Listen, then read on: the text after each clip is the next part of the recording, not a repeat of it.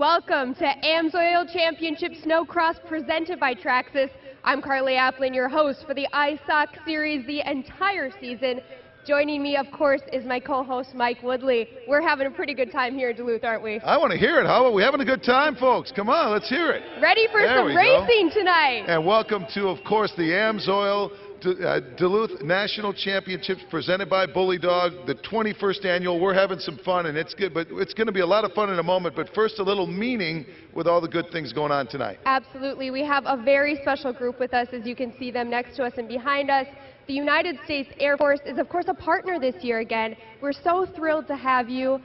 Staff Sergeant Dave Overstreet, thank you. Tell us a little bit about what's going on tonight. Well, like I said, tonight is the Oath of Enlistment. These young men and women you see behind me are actually going to be joining the Air Force tonight. So this is a monumentous occasion in their career because it's where it begins. And a huge thank you to them, the men and women who are sacrificing a lot for us, for this country. We are so excited for this Oath of Enlistment. Now, let's introduce these men and women to everybody. Matt Williams from Aurora, Minnesota. Shout out to my family, Misabis, and all the other Iron Rangers in the world. Kaylor Chesney, Duluth, Minnesota. Sam Andrus, Silver Bay, Minnesota, reppin' 218. One more time. Reppin' 218. Woo! Woo! Eli Cook, Proctor, Minnesota. Hunter Bartow, Esco, Minnesota. Darren Foss, Carlton, Minnesota. Amanda Kresge from La Crosse, Wisconsin. Let's hear them for you guys. Woohoo! Lily Kemme from Cromwell, Minnesota. Dominic Vaughn from Hoyt Lakes, Minnesota. Mark Weschel, Cameron, Wisconsin. Philip McPhail, Carlton, Minnesota. Alex Christopherson, Rock Creek, Minnesota. Dylan Vetter from Esco, Minnesota. Okay, now I would like to introduce Major Carlson, who is going to take us through the ceremony. Step and shot.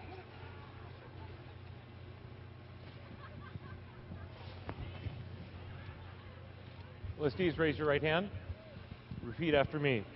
I state your name.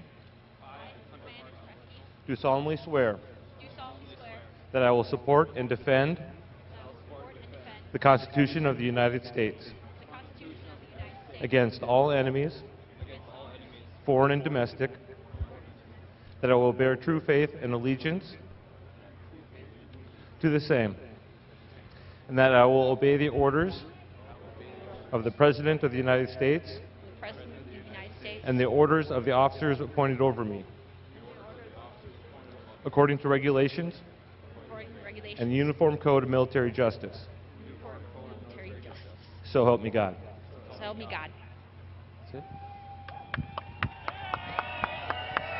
How about a round of applause, ladies and gentlemen? Momentous occasion here at Spirit Mountain in Duluth. Now, if everyone can please stand if you are not already, and please take off your hats. Even though it's cold, please take them off. Stephanie Schmidt is going to be leading us in the national anthem. Oh, say, can you see by the dawn's early light what so proudly we hailed at the twilight's last gleaming, whose broad stripes and bright stars through the perilous fight o'er the ramparts we watched were so gallantly streaming, and the rockets' red glare, the bombs bursting in air, gave proof through the night that our flag was still there. Oh, say does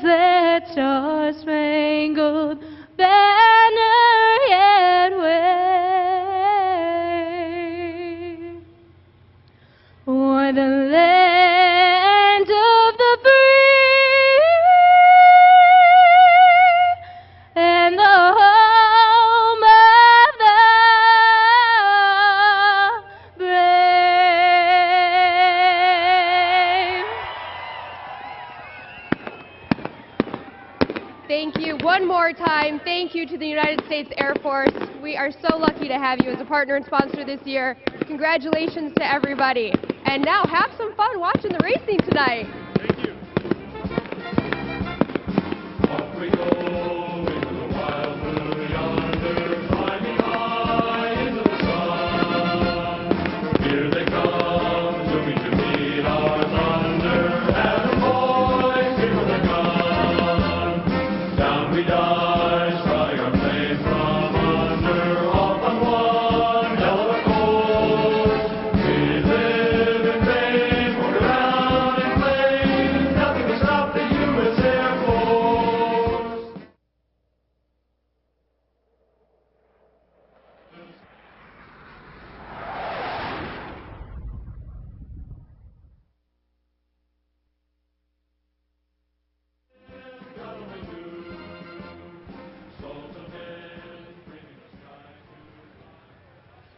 Okay, everyone, I think it's time to meet our pros. If you can direct your attention to the big screen, we're going to be meeting our pros tonight.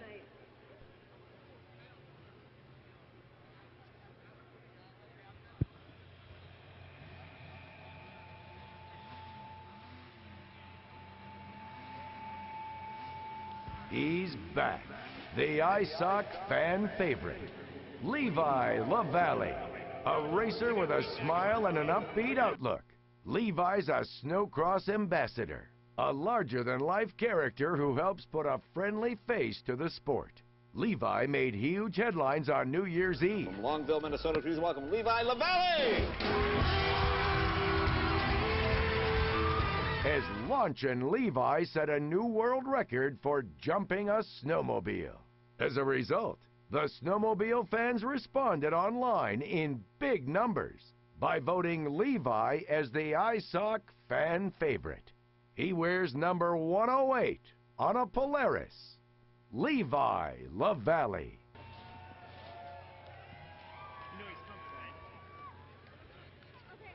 Mike, I'm pretty sure that Levi is supposed to be here. Yeah, it sounds like he should be here. I mean, we introed him. Anybody know where Levi is? Where's Levi? Levi! Always a great entrance we can expect from you. Oh, just a little something for the crowd. I love you guys. Okay, it's the second night in Duluth. How are you feeling going into it? Oh, I'm feeling good. You know, track looks really awesome, and man, it's just great seeing all the fans out here today. It's going to be a lot of fun. Good luck tonight. We'll be seeing a lot of you in a little bit. Levi LaValle, how about it?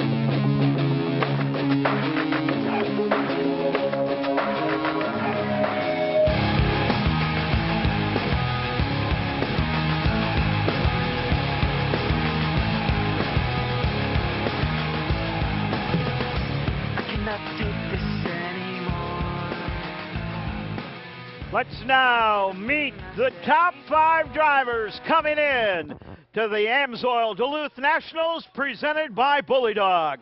Here's number 5. Meet the racer with skills like few others. Number 68 on an Arctic Cat, Tucker Hibbert. Goals this weekend are to win. Tucker knows he's racing one of the world's most challenging motorsports, and he knows how to push his mind and body to the max. He's the consummate pro, the man who makes it look oh so easy. Number 68 on an Arctic Cat, Tucker Hibbert.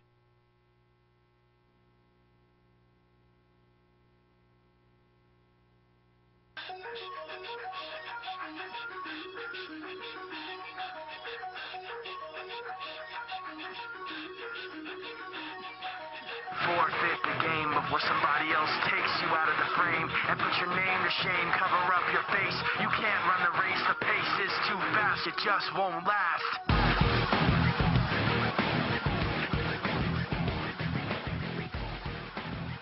Let's meet your number 4 driver.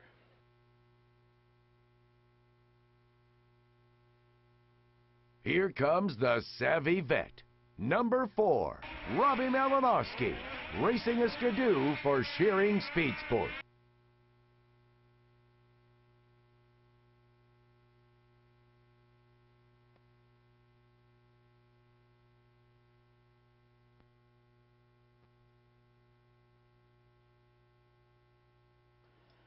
Driver is racing for Shearing Speed Sport, sponsored by Amsoil, the U.S. Air Force. Number as he 170, makes his way Darren down. Mees made the move Ladies to and the gentlemen, Pro in Open fourth class place, and has Darren been an Mees. overnight success, earning ISOC Rookie of the Year honors.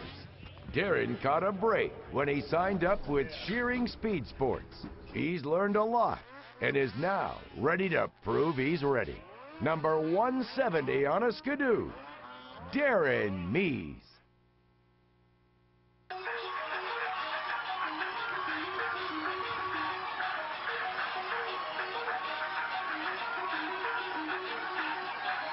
Forfeit the game before somebody else takes you out of the frame and put your name to shame, cover up your face. You can't run the race, the pace is too fast, it just won't last.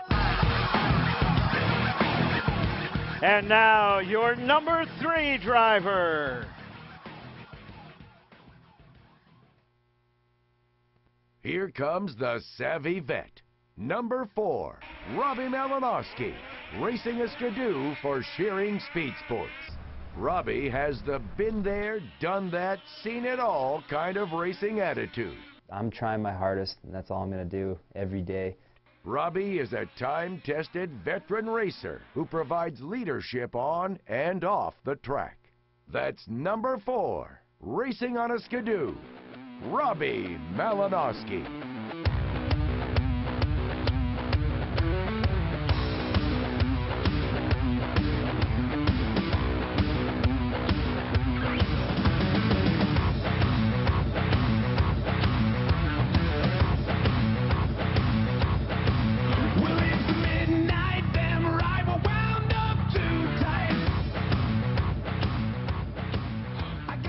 Let's meet the number 2 driver.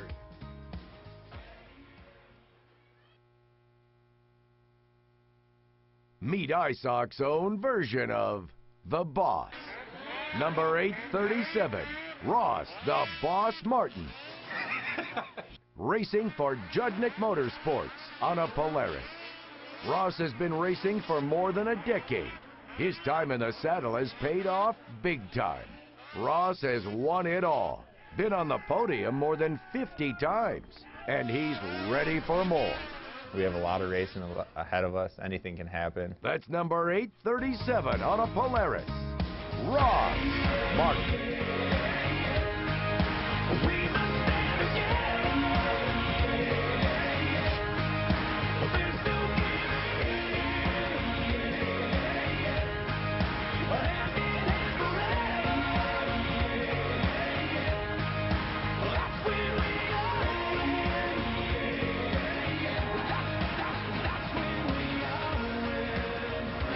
And your defending champion coming in to the Amsoil Duluth Nationals, presented by Bully Dog.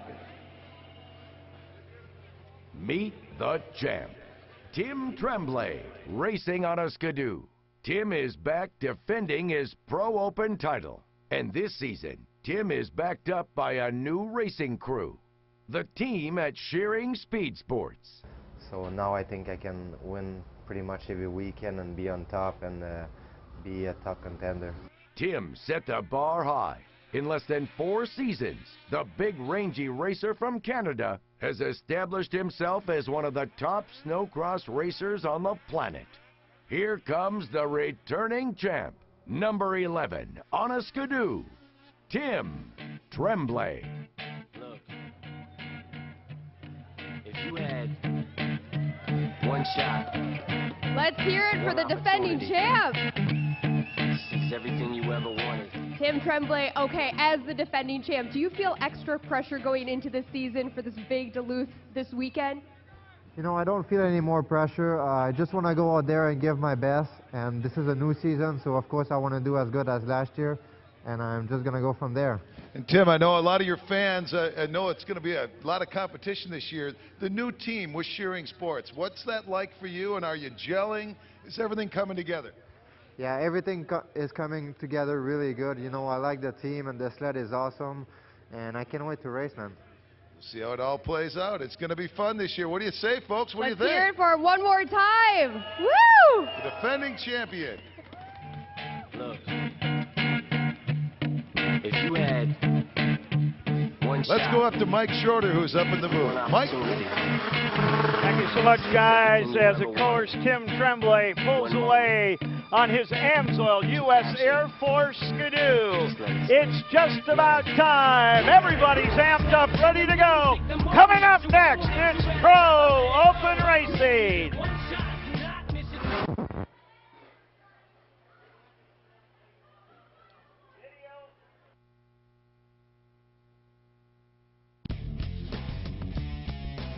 Get ready, Snocross fans. Get up on your feet and cheer. The world's greatest Snocross racers are green to go. Ready to grab a handful of throttle and battle for the whole shot. The Amsoil Championship Snocross Pro Open class is on the line. The fastest pro riders on the planet and the maxed out mod sleds are fired up and ready to roar. Are you ready? It's time for the best of the best as ISOC and Amsoil Championship Snocross present the Pro Open class.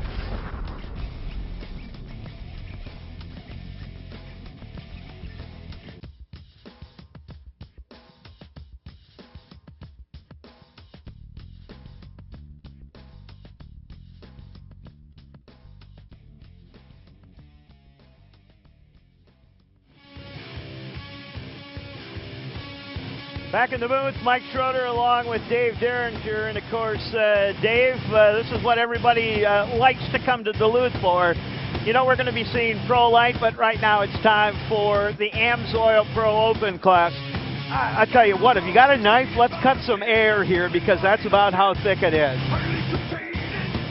We had practice and qualifying today and got to see these guys out in action, and all of them looking great.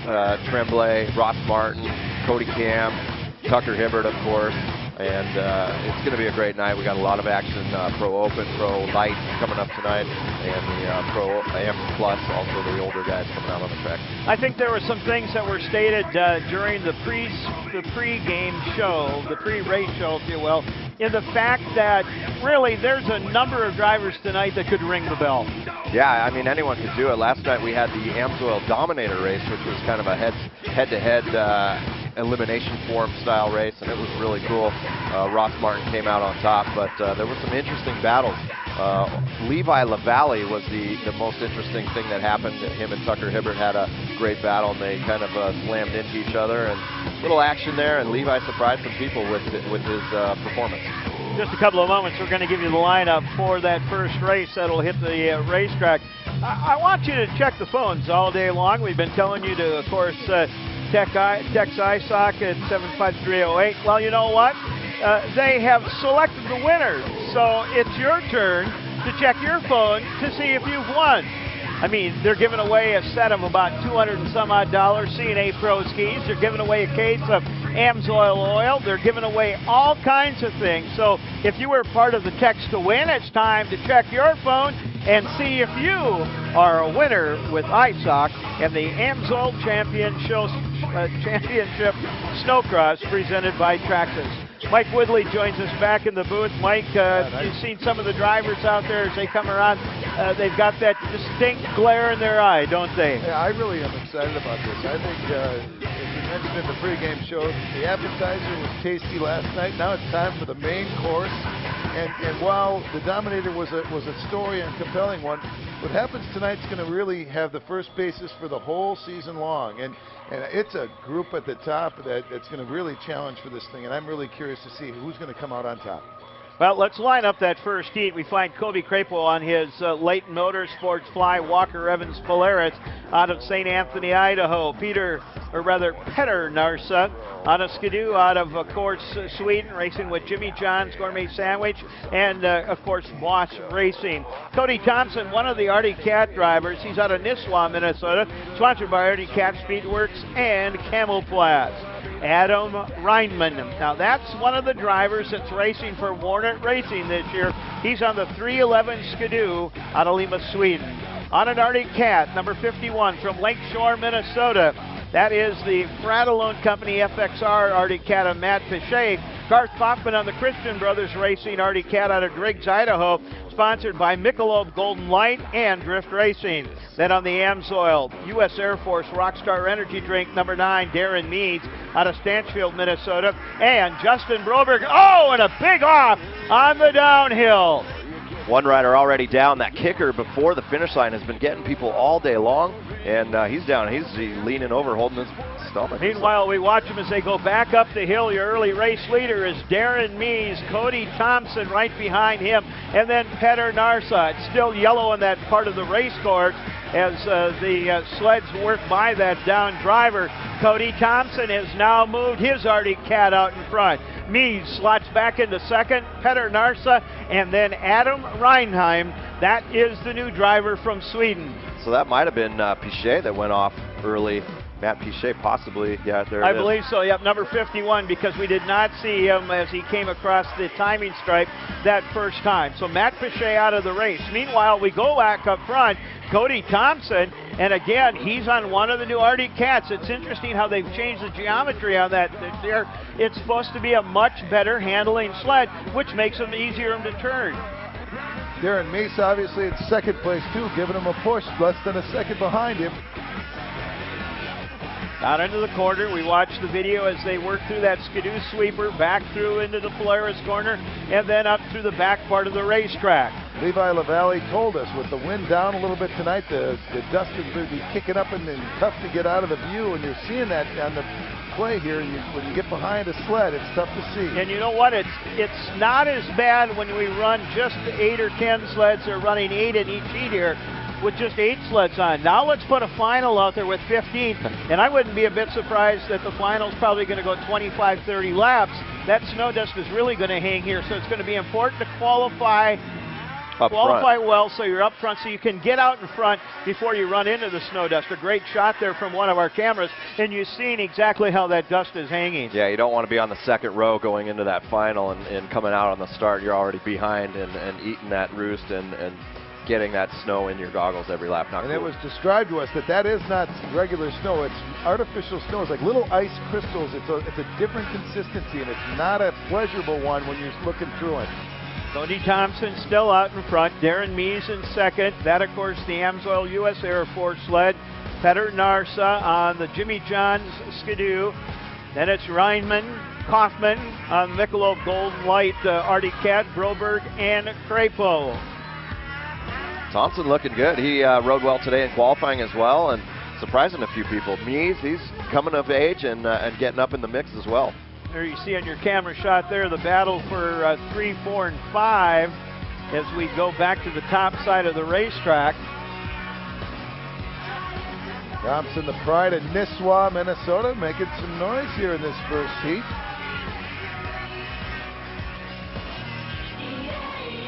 There's a couple of battles on the racetrack yet, no doubt about that. That is a pretty good battle between Narsa, the 2 Swedes in 3 and 4, and Reinheim. There's only about 0.6 of a second between those two. They've been dicing back and forth.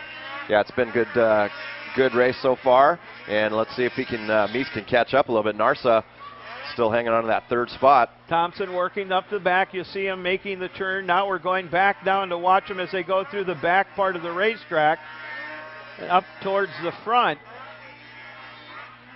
Back into that first turn area that's been a little bit challenging and difficult for some of these guys, especially yesterday. Not so much today. They did some grooming, and it's not as difficult as it was yesterday, but they're still getting through there. We kind of jump around. We're trying to follow a couple of spots here. As he comes back, that is taking the checkered flag. Cody Thompson will take the win. Darren Mees comes across in second. Thompson with not a bad run. He takes and beats the field by almost 2 seconds. Yeah. Peter Narsa coming across in third.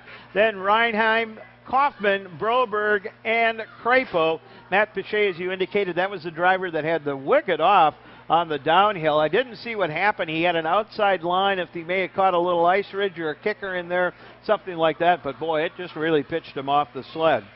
Also the fastest lap time going to Cody Thompson, not a surprise. And you see there at 20.752, that's moving. That's moving out on this track. Yeah, that's actually one of the lower times now that you say that, Mike. That's one of the lower times I've been watching him today. Tucker qualified with a 21.3, I believe. So Thompson with that 20.752. The track might be getting faster. Well, let's line up this next race, and this is going to be a good one, gentlemen, because there's some big names in it. Tucker Hibbert, you see him lining up just about third or fourth from the inside. Of course, out of Pelican Rapids, Minnesota, on the Monster Energy Arctic Cat, sponsored by Ram Trucks. Then, right next to him, he is Ross Martin out of Burlington, Wisconsin. He's $10,000 richer after winning the Amsoil Dominator last night. He's on the DuPont Jack Link's Beef Jerky Amsoil Polaris. Then Robbie Malinowski. So right now you got 3 of the top 5 drivers in this final from last year. Malinowski out of Lino Lakes on the Amsoil Skidoo. Emil Oman on a Skidoo out of Pinna, Sweden. That's the XPS Warner Brother Racing Foremost Insurance Skidoo. Levi Lavallee out of Longville, Minnesota. That is the Mystic Lubricants Loctite Polaris. Also Bobby LePage lining up here as they get ready to go with Hanco Utilities, Hayford Ford, and then Cody Cam on the Polaris, sponsored by Pertec FXR and Ergodyne. He's out of Kenosha, Wisconsin, racing for Henches Racing as they jockey around. And out of Northbrook, Ontario, on the Rockstar Energy Polaris, sponsored by OSTFF and Woody's, is Lee Butler. That's the number 73 ride. Well, Bobby LePage, of course, we got that hometown guy here. We're going to see if he gets a little bit of action here. I want you all to watch the inside because you got Malinowski, Martin, and Hibbert. And Martin doing what he did yesterday. And I can't believe jumping off the gate, but where is he? Hibbert did not get a hole shot at all. Hibbert falling back. Currently, Hibbert sitting in 6th place. Ross got off the gate, but then I don't know how he dropped back. He's in 3rd right now. Emil Oman out front. Then it is going to be Emil Oman out front. Then it's going to be Robbie Malinowski sitting in 2nd place as they come across to finish the first lap. Right behind them is Martin. Then you will find Tucker Hibbert, and then Lavallee. Oh, Lavallee making a great pass on Tucker again, and they bump.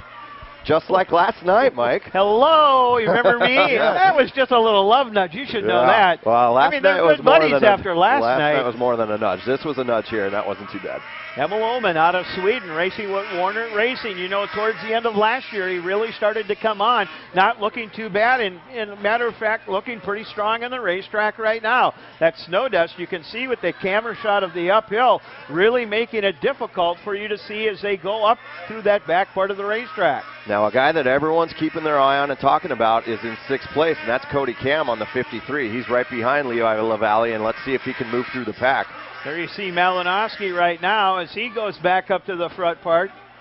As he tries to make up some ground right now, about 1.1 seconds behind your race leader. There you see Ross Martin. Martin currently sitting in 3rd place. He's about 2 seconds out of the lead. He's about another second behind Robbie Malinowski, trying to make up some ground. He doesn't have the drive like he seemed like he did last night. Yeah, he was getting off the gate. Oh, and look at T-Train. T-Train. Yeah, here comes Tucker. We'll see if we can see him in the camera shot. Right there he is. This is going to be a good run. T-Train right there on the number 68 Artie Cat. Works his way down his hill. Back down into that first corner. You see Martin just barely ahead of Hibbert, then some sleds following him. There's Cam back up front. There's Malinowski. So let's see if Martin can close in. He's still about the same pace, about a second off of Malinowski, and Hibbert closed a little bit of time on that on Martin, so he's getting closer to his tail. Watch them as they go back around, and this time we got a sled that's down. Yeah, Tucker made a big mistake. There was another rider that went down, and Tucker almost hit that sled. It's a Skidoo there on the backside of the track. I believe the rider's underneath it too, Mike. They're trying to move that sled very quickly. That is Emil Oman. Yeah. Emil Oman, who was out towards the front of this race, offloading on the back part of the racetrack. And Tucker almost hit him when he went over, and Tucker grabbed a handful of brakes, so he's fallen off the pace of Ross. And it's good to see that Emil is up off the racetrack. They're trying to get that sled off to the edge Don't push it too far, guys. You'll be down picking it up out of the port there, but at least now we've got all the yellows in and we're racing full course again. And the veteran Malinowski is the one now that's out in front that everyone's chasing. And look who's trying to run him down. Ross Martin as they go back up the hill. I think Malinowski's been in this position a few times before. That's how he finished off the season last year with a nice championship. Yeah, he knows how to do it. Those two Polarises that are doing battle on your screen right now, that is Levi Lavallee and Cody Camp. Those two guys have had a pretty good battle going bar to bar and just kind of dicing it out. There's your race leader. He comes back up into view as he will take and come across. 11 laps now. Martin tried to take the inside track there and nearly had himself an opportunity. Yeah, Here comes T-Train. Yep. T-Train taking a run on Martin, trying to get underneath. And he did that to Levi right there last night, too, that same corner. Boy, Martin just left that line open. It is going to be Malinowski, Hibbert in second, then Martin in third. You know, and for being back in sixth place for a period of time, you know, Tucker's got to look at that second place finish and going, wow, I had to work for that one. And knows he can come through the pack, too, if needed. So let's go through the order. Ross Martin, or rather Robbie Malinowski taking the win. Tucker Hibbert in second, Ross Martin in third. Then it's Levi Lavallee, Cody Cam in fifth, Bobby LePage, Lee Butler, and Emil Oman, who had a great run going. Nasty off on the backside. Good to see that he's okay. Ends up in eighth place. All right, coming up next to heat number 3 of this Pro Open, round number 1. Tim Tremblay on the Skidoo out of Saint-Denis d'Arc, Quebec, Canada. Ian Hayden on the Polaris out of Ontario, Canada on the Rockstar Polaris. Derek Ellis on Arctic Cat Ride out of Fargo, North Dakota on Jess Racing and Twin Fork Enterprise. Zach Patton's also in this one on the number 99. Logan Christian, another Arctic Cat rider. Arctic Cat and Drift Racing helping him out as well as Stud Boy and Troy Lee Designs. Kyle Pauline on a Polaris out of Ironwood, Michigan. Paul Bowerly on the number 24 on the Skidoo. Johan Lidman out of Sweden in Polaris Racing, Sport Tech, and Arctiva helping him out. And Danny Poirier, a Polaris rider, also out of Quebec. Well, they get ready to run. Just one quick announcement. There's a black Town & Country Minnesota plate 346 ELM parked in the pits here in front of a trailer that needs to be moved. If you don't move it, trust me, there's a lot of big trucks back there, and they will get it moved for you. Get a black Town & Country Minnesota plate 346 ELM. You need to move your vehicle. On with the racing. You see them lining up there, and of course the crew chief's making sure that everything's ready to go. And it's exciting up there. When you take and look at the seat right now, there's no doubt that Tremblay's got to be one of the odds-on favorites. There's no doubt about it. But then again, we've seen Kyle Pauline have a pretty decent run yesterday. Danny Poirier from out on the East Coast has been running pretty decent. Derek Ellis, we talked about him. He made the top 16 in the course, the Dominator yesterday. Anything can happen here. There's no doubt about that. Logan Christian. Yeah, I just had a chance to talk with Tim Tremblay down on the podium as we started this thing. And really the question is he gelling with the new team? Steve Schering spent time with us today, and certainly all the talent is there. All the tools are there. He's riding the Skidoo. Let's see if everything comes together. He feels good about it, but sometimes these take a little bit of time to gel.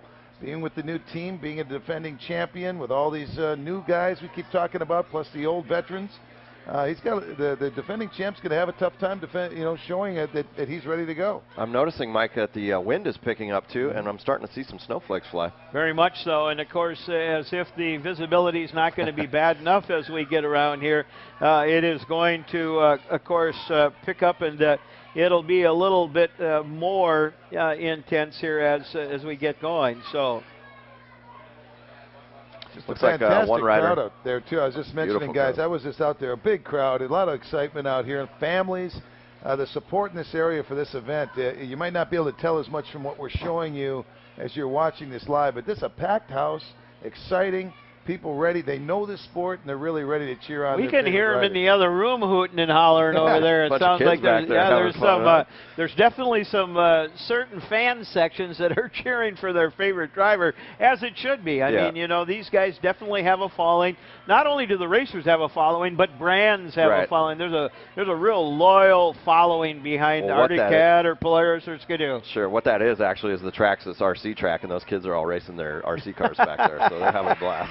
Well, we're green. Down they come. A pretty good hole shot in the middle of the field, but here comes the number 43. That's Logan Christian. Tremblay alongside, and then Kyle Pauline now on his Polaris as they ramp around back up the hill, and you see that red plate on there? That's what everybody wants.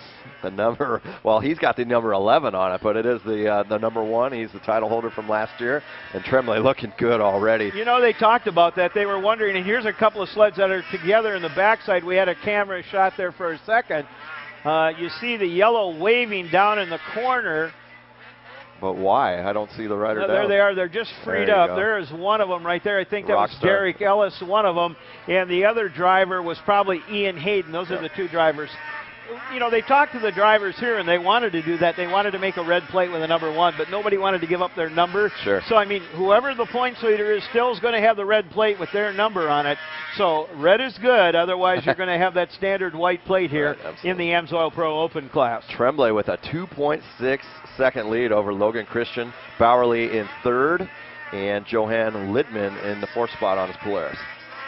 Watch as they come back down the hill, a couple of Arctic Cats and that. There is the number 52 of Liedman coming across as Zach Patton, and there is the number 93. Back uphill, and is that your leader? That is not. That is, I believe, Paul Bowerly, number 24 in your camera shot as they ramp around up in the top part of the racetrack. The 324 is Kyle Pauline coming by. And there is the 99 of Zach Patton in our screen. There's Tremblay coming down the hill one more time. Tremblay's lead now nearly 4 seconds. Look at that. He's really extending it. I think he answered some of those questions I had on the podium prior to the race. Well, He's going for it. Yeah, it's the broader picture. Last night, as Steve said, was one night, but the broader picture is the hardware they give out at the end of the year at Lake Geneva, Wisconsin. You know, that's the big picture. How about that hardware that Ross won last night, though? No that doubt. thing was awesome. No doubt. There was Bowerly coming down the hill with one of the Arctic Cats behind him. As you can see that snow dust, somebody just about getting worked over the edge there. All right, lap 7. Still Tremblay, Logan Christian, Paul Bowerly, Johan Liedman, and Zach Patton in 5th spot. Trying to catch the number is that's Derek Ellis. You can almost tell by his riding style as he goes down in the corner. Bowerly was right behind him as they ramp around. And then Liedman right behind him. Paul Bowerly having a good run. There's Ellis as he moves around on his Arctic Cat up at the top side. Bowerly trying to chase him down. That's the battle for 2, and rather 3 and 4.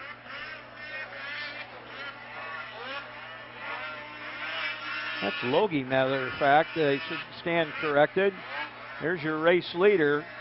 Tremblay coming down, taking the white flag. 1 lap left to go. You see him kind of disappear into the snow dust. Making the ramp, turning that corner. He'll go back uphill through the Air Force, that Air Force flyaway zone. Got about a half a lap left to go. Up, ramps around the top corner, brings it back down. Checkered flag will be out. Your winner here in the 3rd heat, the number 11, Tim Tremblay, taking the win. Over Logie holding on? Yeah, Logie holds on for 2nd. Nice run for Paul Bowerly, who will take 3rd place.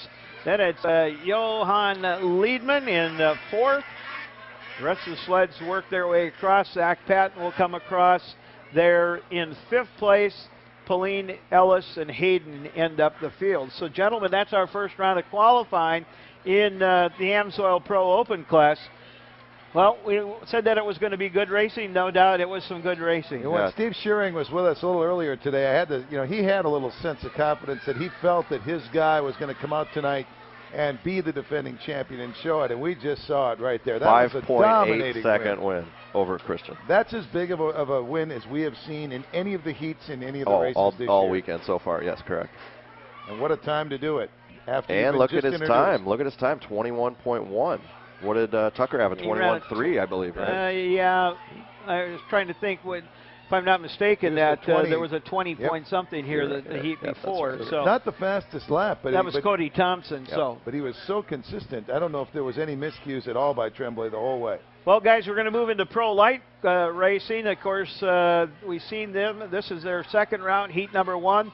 It's Brunel, Bauman, Parnell, Martin, Patton, Dennis, Pickner, De Silva, Miller, and Corin Todd.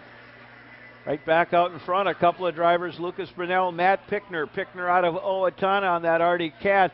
Brunel, one of the East Coast drivers. Brunel is out of North Hatley, Quebec, Canada.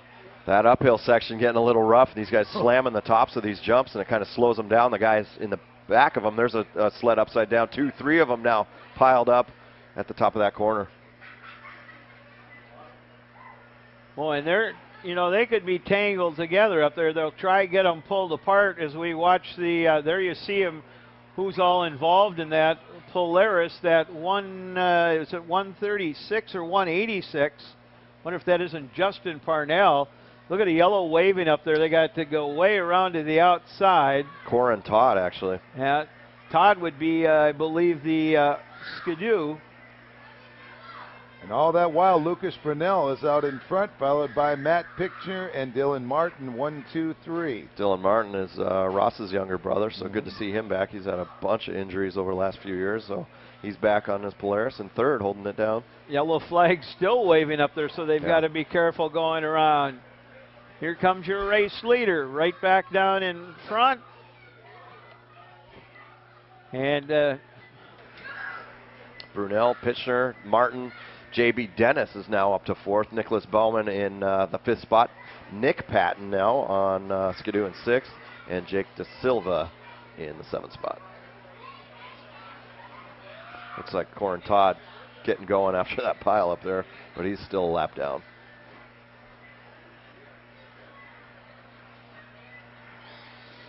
Brunel out in front by about a second and a half. Matt Pickner trying to make up some ground.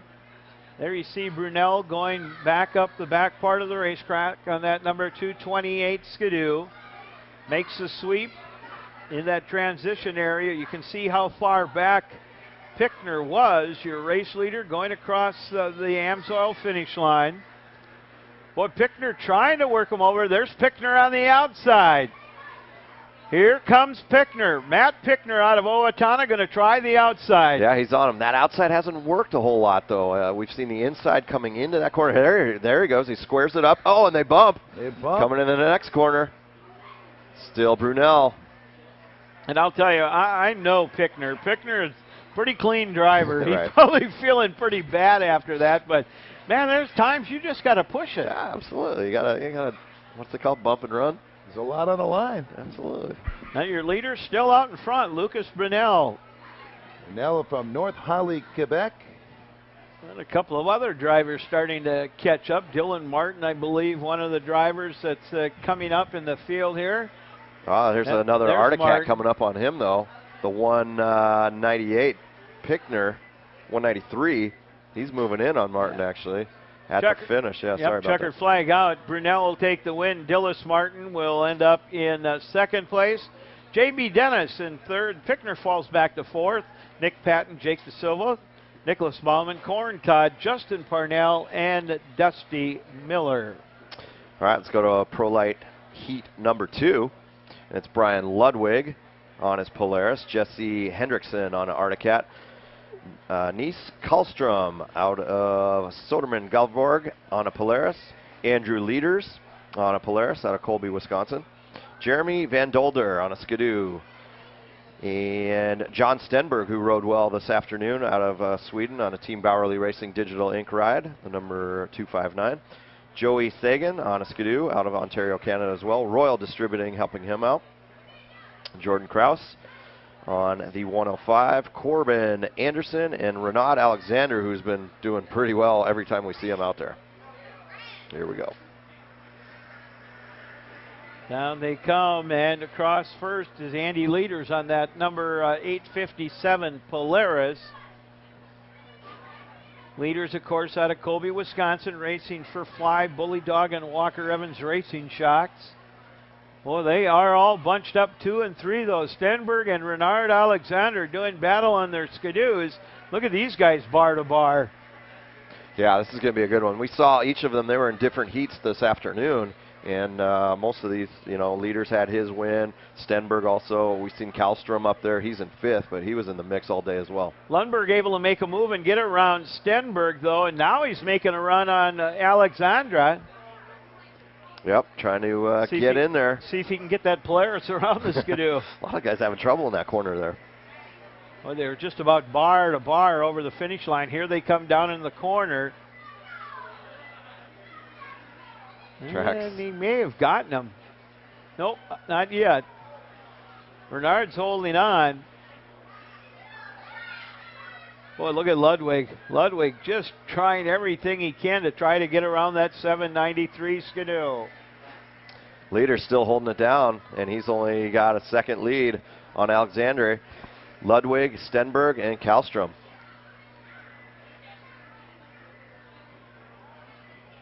So the Pro Light guys still going at it. Heat number 1, we're going to see a few heats of these riders out there, and a couple more laps to go here. Leaders holding it down.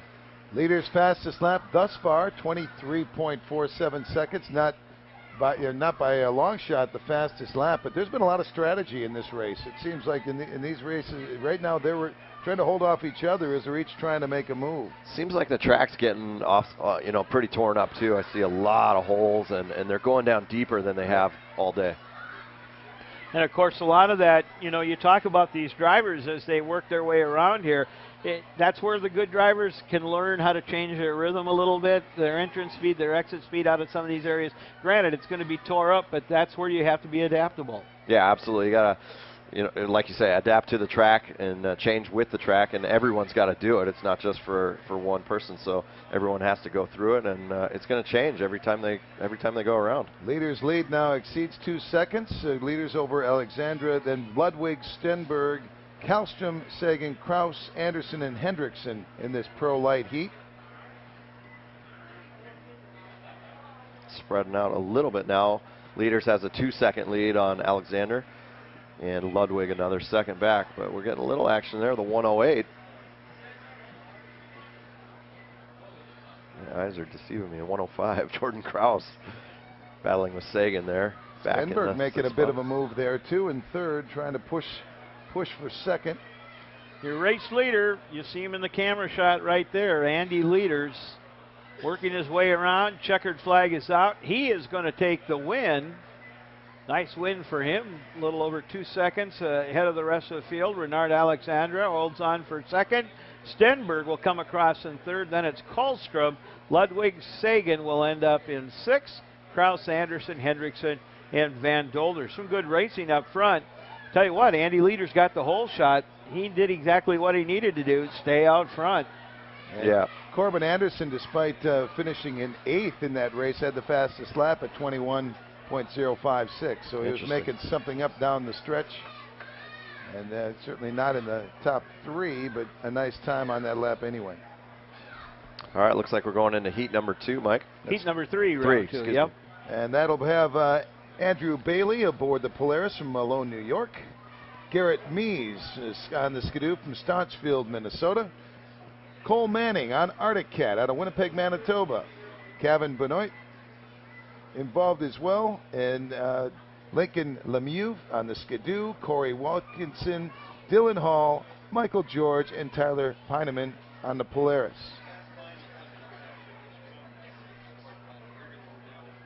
Of course, enjoying the Amsoil Championship Series presented by Traxxas. The Amsoil Duluth Nationals presented by Bully Dog. Mies in front with Lincoln Lemieux and Corey Watkinson. 1, 2, 3 skidoos in the early going of this one. Garrett Meese riding the 118. Southside is sponsor. Meese feeling some pressure right behind by Lincoln Lemieux. Lemieux on the outside track. Lemieux had him for a moment, but back to push into the lead was Meese. Now here comes Lemieux again, and he takes him.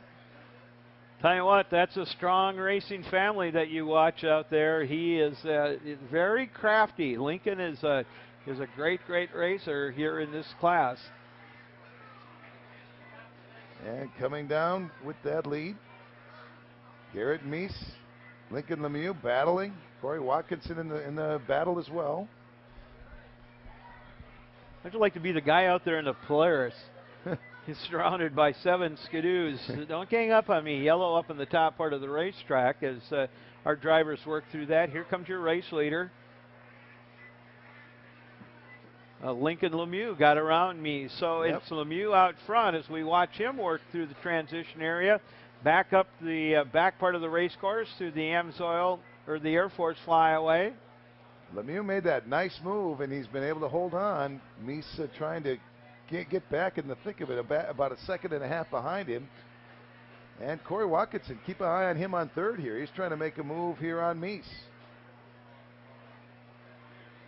Here those two drivers come. You see Meese out in front, Watkinson on the Jimmy John's skidoo, trying to make up some ground in the back part of the racetrack, but that's just not happening. Lemieux continuing to hold his lead.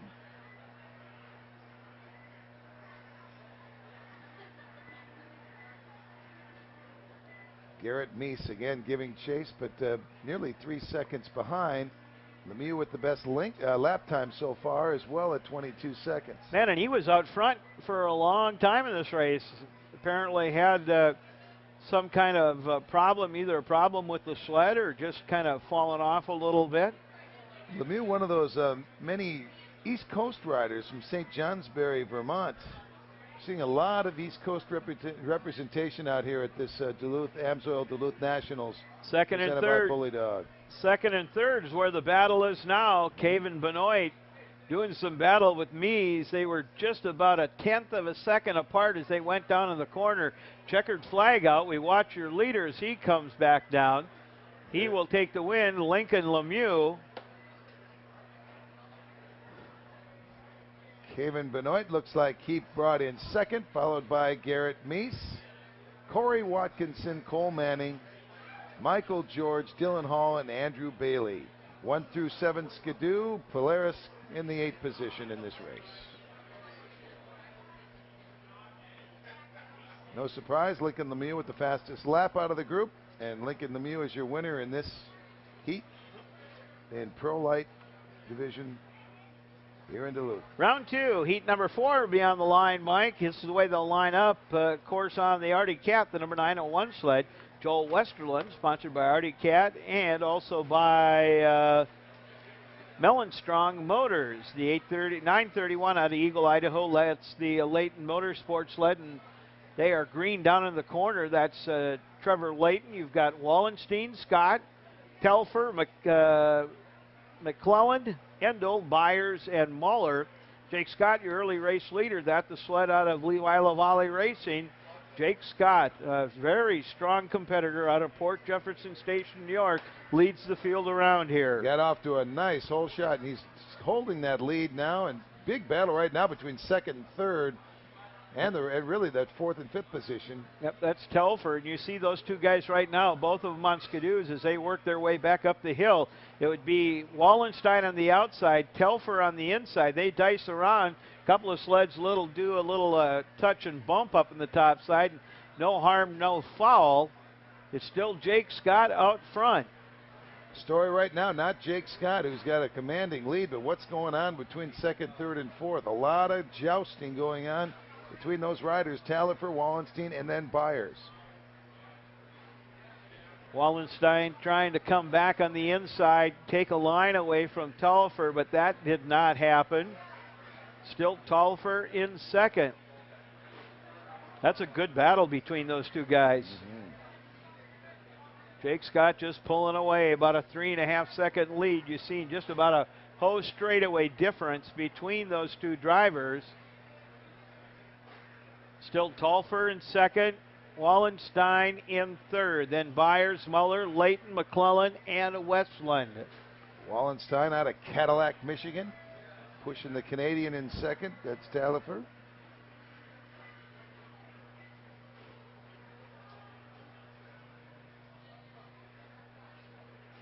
That's Tolfer right there. Wallenstein still trying to run him down.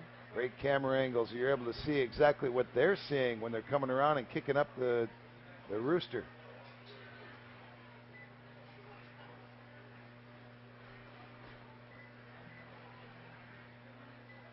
Jake Scott on the number 42. Had nearly a 4-second lead, the fastest lap also in this heat to date, or at least in this heat. His time at 23 seconds, followed by Maxime Talifer. Wallenstein is right on his heels as well. Jake Scott, you see him on your screen right there, looking pretty stout. There's the battle for second and third. Those two guys have stayed tip to tail most of the way around this race. Tolfer in second, Wallenstein in third. White flag out, 1 lap left to go. A big separation from third to fourth, and so really we know. Oh, there we had a miscue. That was Wallenstein. Wallenstein is down. And Now he's back. He's spun around. There's another sled that has a problem. That's up in the top side, so some yellows waving on the racetrack. Oh, watch out there, boys. That's not a good place to be parked. That's I'm sorry, go ahead. No, I was just saying Jake Scott still gets the checkered flag. Now the question afterwards, what happens? Riley McClellan that's got the problem on the top side. As you indicated, Jake Scott takes the win. Telfer, then Byers, Wallenstein, Muller, Westland, Trevor Layton will come across in seventh, and then Riley McClellan on his Arctic Cat. They try to get him fired up and off the racetrack. One more heat coming up in the Pro Light 1 class. This is round 2, heat 5. Race number 57 of the day. 57 of the day. This is the way they line up. Dave Jonas, of course, on the Skidoo out of Cochrane, Ontario, sponsored by Royal Distributing and J&R Hall Transport. Marcus Johansson out of Polaris. He's one of the Swedish drivers, sponsored by Sportec and Artiva. 543, Jacob Blanchard, the Arctic Cat out of Garfield, Minnesota, sponsored by BCS Construction. James Johnstead out of course, Judnick Motorsports, sponsored by DuPont. Jack Link's Beef Jerky, that's the 154 ride. 248 is Brent Nastalia on a Skidoo out of Milton, Wisconsin. Then you got Chase Rosemeyer, Chris Kafka, Andrew Carlson, and Casey Boylan. And off to the start is Johnstead on the Polaris out of Beltrami, Minnesota. James Johnstead on top, followed by Marcus Johansson and David Jonas. Good racer, but boy, I'll tell you, this heat all tied up on the top. I'll tell you what, there's a lot of close racing here early on. Look at Johnstead. Johnstead pushing the envelope. Jonas, though, trying to work the inside. And he was able to make the pass. Yeah, we got a miscue down there. We got one rider spinning around trying to get himself back into the race. A couple of guys. Couple now, yep. Oh, and the red flag has come out. Apparently they had him plugged up to the point that they couldn't get by. And down in the corner, yep, I think we've got an injured driver down there. Didn't see that one at first, but yeah, because we had a few different mishaps down there. But there is a sled tipped over, and the crew is working on it. Yeah, there's 3-4 of the drivers that are tied up down there. So we'll that's one thing that of course we've always been very fortunate, not only at this racetrack but all the racetracks, to have some great medical personnel. Of course, not only do we have our people that are medically trained, but of course they've got a number of ski patrol people that work here that have volunteered their time to help with these issues. And of course also they take and have, you see the ski patrol headed over there right now, And then they also have, of course, Gold Cross Ambulance on site with paramedics and that, so they'll be able to handle what's going on out there. You know, let's take and talk a little bit about some of the racing that we've seen.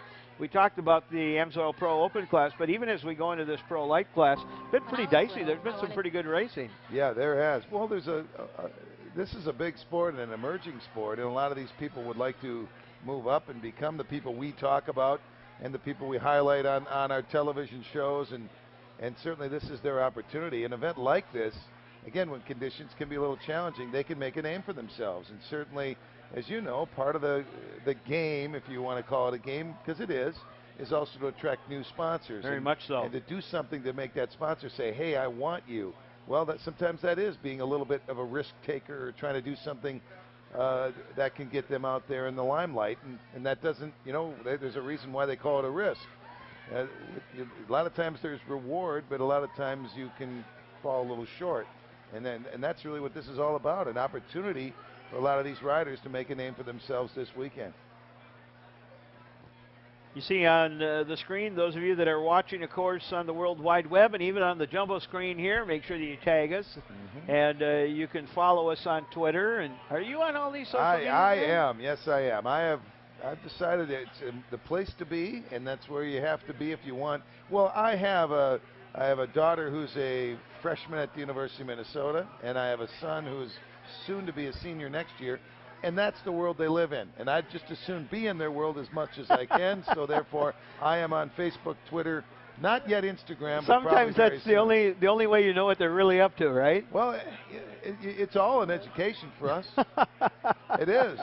I recall when I first, you know, you buy your children cell phones, and then I had to learn slowly that they don't answer the phone, but they will answer the text. Well, they'll answer text, yes. So I don't even call them anymore. I just text, and that's how they contact. You know, speaking of text, we want to remind people that if they were in our Text to Win contest and they text I Talk to 75308, they should be checking their cell phones right now because of the fact that we have text the winners.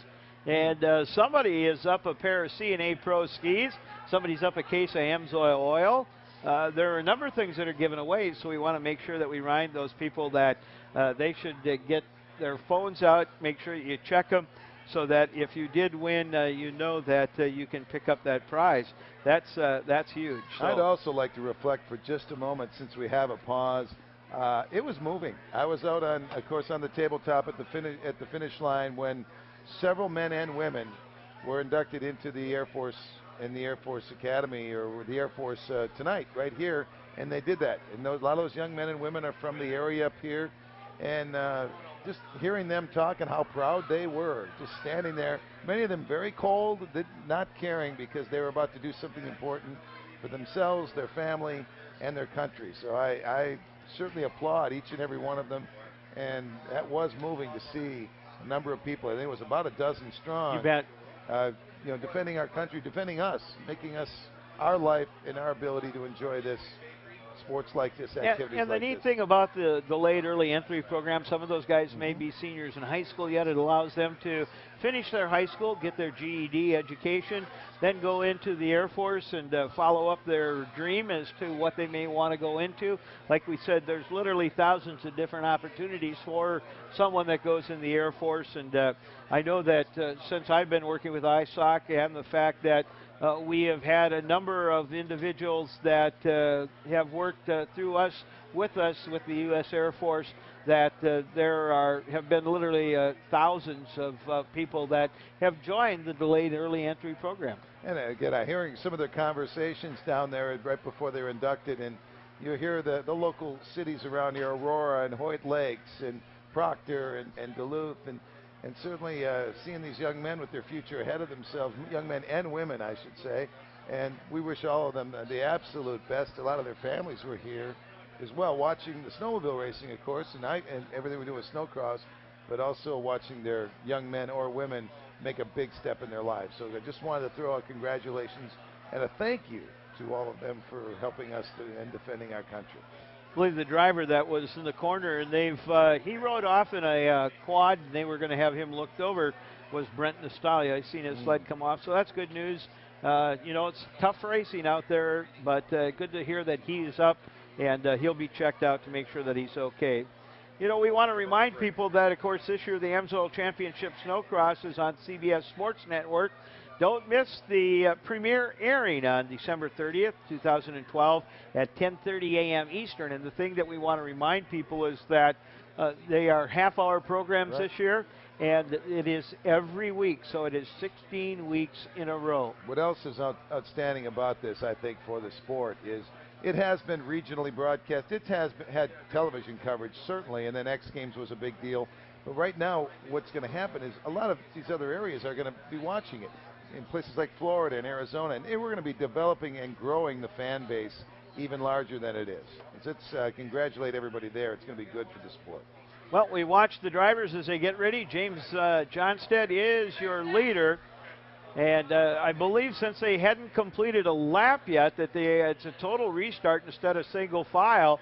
So down into the corner they come again. It's still going to be Johnstead taking that 154 Polaris out front. Oh, and a driver off. We had a ringside seat for that one. As that Arctic Cat flips back up, that would be the 543 of Jacob Blanchard out of Garfield, Minnesota. Good to see that he's back up. Another driver having a problem on the top side. He's squared away. Meanwhile, we go back to the camera shot and try to regain our composure as to where we're at and watch the drivers come around. There you see him work through the back part of the racetrack, that U.S. Air Force flyaway, and as they go across into the Traxxas trouble zone. There's Jonas, and I believe Jonas did get around Johnstead. There's your race leader coming across the Amsoil finish line right there, and then Johnstead right behind him. Then it's Johansson in third. Chase Rosemeyer in fourth, Andrew Carlson, Kafka, Boylan, and then Blanchard. Again, in this one, Pro Light 1 Heat Division. Johnstead trying to find the line, just trying to get a ski underneath Dave Jonas to work him on the downhill. Down into the corner they go. Jonas goes high. Johnstead following the same line. You see him exit here. Johnstead lost a little ground to Johansson, but got a good run up the hill. He is right there, knocking on the back of Dave Jonas's There sled. we go, another rider off. And on the uphill, he's up. They'll get that sled refired. Green keeps flying as you watch your race leader go up the hill. Johnstead right behind him, and it's still Johansson in third. That was the 675 Rosemeyer that had some problems climbing that hill before the turn. He's back in it, though, but he's got a lot of ground to try to make up. Boy, yeah, Johnstead right there. Just can't get a ski underneath him. Jonas on the skidoo. We have Polaris's second, third, and fourth, and fifth. Trying to push Jonas, who's up in front with just that slight, less than a second lead. That's your second place sled. So you see the distance there now between Jonas. Just expanded it just there on that turn. Yep, he did. And the laps counting down. Johnstead trying everything he can to try to make up some distance, but Jonas took advantage of a couple of bad lines that Johnstead took, and now has them by a little over 2 seconds. It would take a lot to disrupt our 1, 2, 3 right now, as they're pretty clearly defined, barring any mistakes. Jonas, Johnstead, and Johansson, 1, 2, 3. Watch him on the downhill. Here's your race leader, Dave Jonas, on the skidoo, and Jonas will take the win. Second place will go to Johnstead. What happened to Johansson? Johansson will take third. Carlson, then Boylan. Rosemeyer will hold on to a sixth spot. Then it's Kafka and Blanchard. And that's the way they end up in heat number 5, round 2 of Pro Light. So, gentlemen, we've had all of this qualifying, and we start getting into some finals and LCQs here. let's have a final. Coming up is going to be the FXR Sport 2 final. Now, the Sport drivers had a final yesterday in Sport 1. They run again today, so they'll be done for the weekend after this race. But it's a very, very strong field. It'll be interesting to see as they line up who's going to take the win. So coming up is the FXR Sport 2 final. And 15 drivers in there. And we're hearing from race director Carl Shabitsky, since they did not race since this afternoon, they're going to give them one lap around this racetrack so they can see how it's changed and developed and deteriorated and grenade, and what other words can I throw in there? It's changed drastically. I mean, I can just see it looking at it from what we saw this morning, this afternoon, with the wind picking up and the last few races that we've had. I see a lot of ruts. I see a lot of ditches down there, and it's getting rough. So that's a good idea that they're going to let them do one parade lap. Yep. Well, I'll tell you what we're going to do. They're going to do just a little bit of grooming right now, and then we're going to, of course, let these guys make their lap around here. We'll introduce the folks that are in the final of the FXR Sport 2 final coming up in just a minute. But I'll tell you what, right now, let's say right now, let's take a quick break and thank some of the great sponsors of the Amsoil Championship Snocross presented by Traxxas. When I was little, I wanted to grow up and help people. When I was young, I wanted to save lives. I wanted to make a difference in the world. When I was growing up, I wanted to serve my country. My name is Captain Shante Tarrant, Air Force physician. I'm Airman First Class Ashley Denton, Air Force firefighter. I am Lieutenant Colonel Gail Crawford, Air Force JAG. I'm Captain Cynthia Noguera, and I'm an American Airman. The new Ski-Doo Summit is born from the mountain. The new T-Motion suspension bends to the rider's will. The new Flex Edge track shapes to the landscape. And the E-Tech 800R Rotax engine is pure power. In short, we've made the most specialized mountain sled ever built. The 2013 Ski-Doo Summit.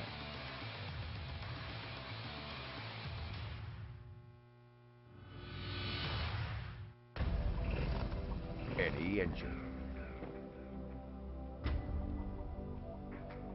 any season, at home, at the track, or on the trail. Amsoil, the first in synthetics. Power is scary! Make your ride a bully. Bully Dog provides that power with amazing features not offered by anyone else. Big-time crazy power, improved fuel economy, multi-function gauges packed with features, power and drivetrain adjustability and customization. All these features in one product at one low price for gas and diesel vehicles. Make your ride a bully with Bully Dog. Visit bullydog.com.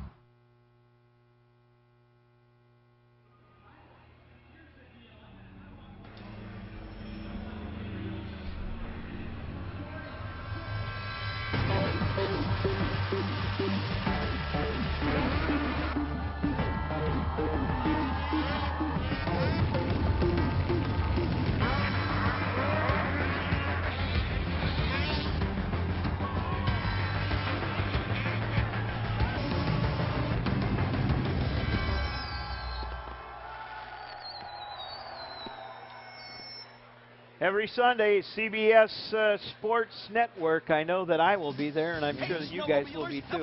I'm just glad to see that the sport's going to continue. They even make julienne fries. I'm kidding, of course, but just look at these marvels of engineering. Wow! Buy today, and you'll get this amazing snowmobile. Plus, Fox shocks, a durable ARS front suspension, a tapered tunnel, and much, much more. So, don't delay. Act today. Get yours now. For the best deals of the season, go to arcticat.com or see your dealer. Arcticat, share our passion. There we go. Now we're back. Sorry about we owe Artie Kett our apologies. I'll talk to Roger Skimmey tomorrow and send him my make it up. phone. I'll make it you'll up. Get it all somehow. straightened yeah, out. I'm you bet. sure. Yeah. So we talked. The drivers starting to move into position up here. This racetrack, they work just a little bit on the top part of the racetrack. These guys have made a round around the racetrack to check it out, and they know what it is. Let's line them up. Here are the qualifiers in the FXR Sport 2 final. Your number one qualifier out of Rubicon, Wisconsin, sponsored by Polaris, also by SledWrap.com and EVS. That is the Polaris of Jeremy Kuhn. The number two qualifier, Jake Angrove, the 177 Polaris out of Oconomowoc, Wisconsin, sponsored by Fort Fremont Marine. The number three qualifier is Mike Pilat. He's out of a Fall River, Massachusetts. That's the 748 Polaris. Then Braden Love out of Kenora, Ontario. That's the 444 Motorsports Polaris. Cole Coutu makes the final as the number five qualifier on a Polaris out of Lake Nebegaman, Wisconsin, sponsored by Hanco Utilities and also by Fox Shots. 820 is Shea Mitchell on a Polaris out of Utterson, Ontario, the number six qualifier. Spencer Hubatka on an Artie Cat out of Winnipeg. It's the 317 ride, sponsored by Watertown Windrock. On the dieselfreak.com Polaris out of Gaylord, Michigan, Zach Mason. Zach Mason had a win, of course, yesterday. We'll see if he can make two podiums in a row. He's been strong all week. Dalton Johnson is the number 8 or 9 qualifier on a Polaris, and Eddie Neubauer on the American Metalcraft Skidoo, the 747 ride, the 10th qualifier. Back row will find Jesse James Bonaducci, Leo Patno, Justin Timpey, Ryan Springer, and Andy Block. So that is the way they end up lining up for the final here in the FXR Sport 2 final. Dave, tell me what it's like when you're in the back row. How do you approach that?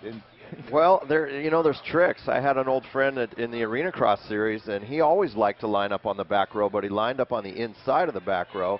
And when the guys drifted wide in the first turn, he would dive underneath them, and man, more often than not, he came out in the lead. Well, you it's got a little good different vision here, of what's though. in front of you. A little less visibility here with the snow, and that turn is a little bit different. So I don't know if that's exactly going to work the way it used to work. One of the more flamboyant riders we've watched has been Jesse James Bonaducci, who has a flamboyant name, and he rides that way. Same, and Patno. They're both in the back row. I was going to say, with a name like that, you've got to be flamboyant, right? He used to race in all white. It was kind of crazy. He had these white pants on with a white coat and a bunch of orange on the back.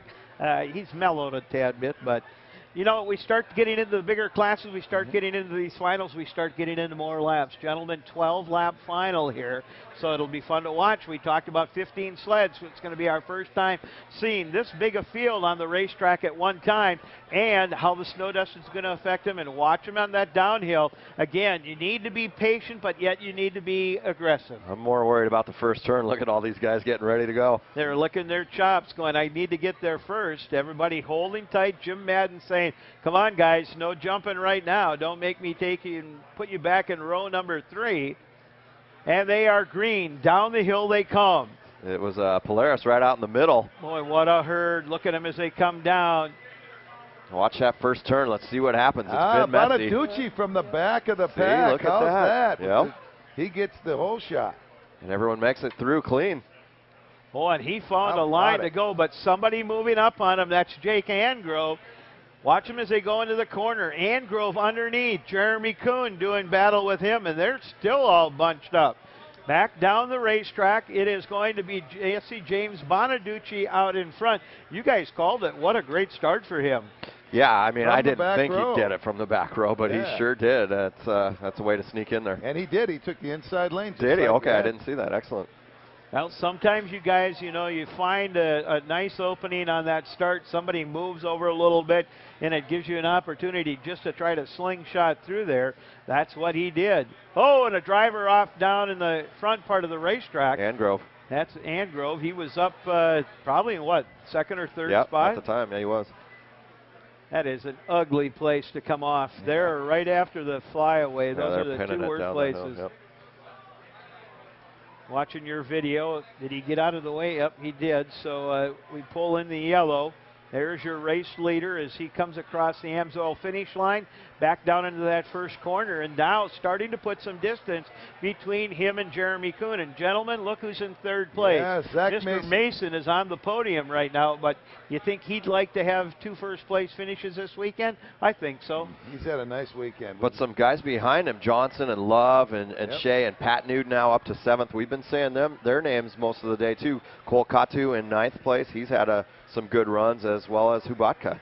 Your race leader goes around, complete another lap, back up the back part of the racetrack as he goes through the trouble zone and will reach the top of the racetrack. Tight around, just kind of railing it. There's second place, Jeremy Kuhn.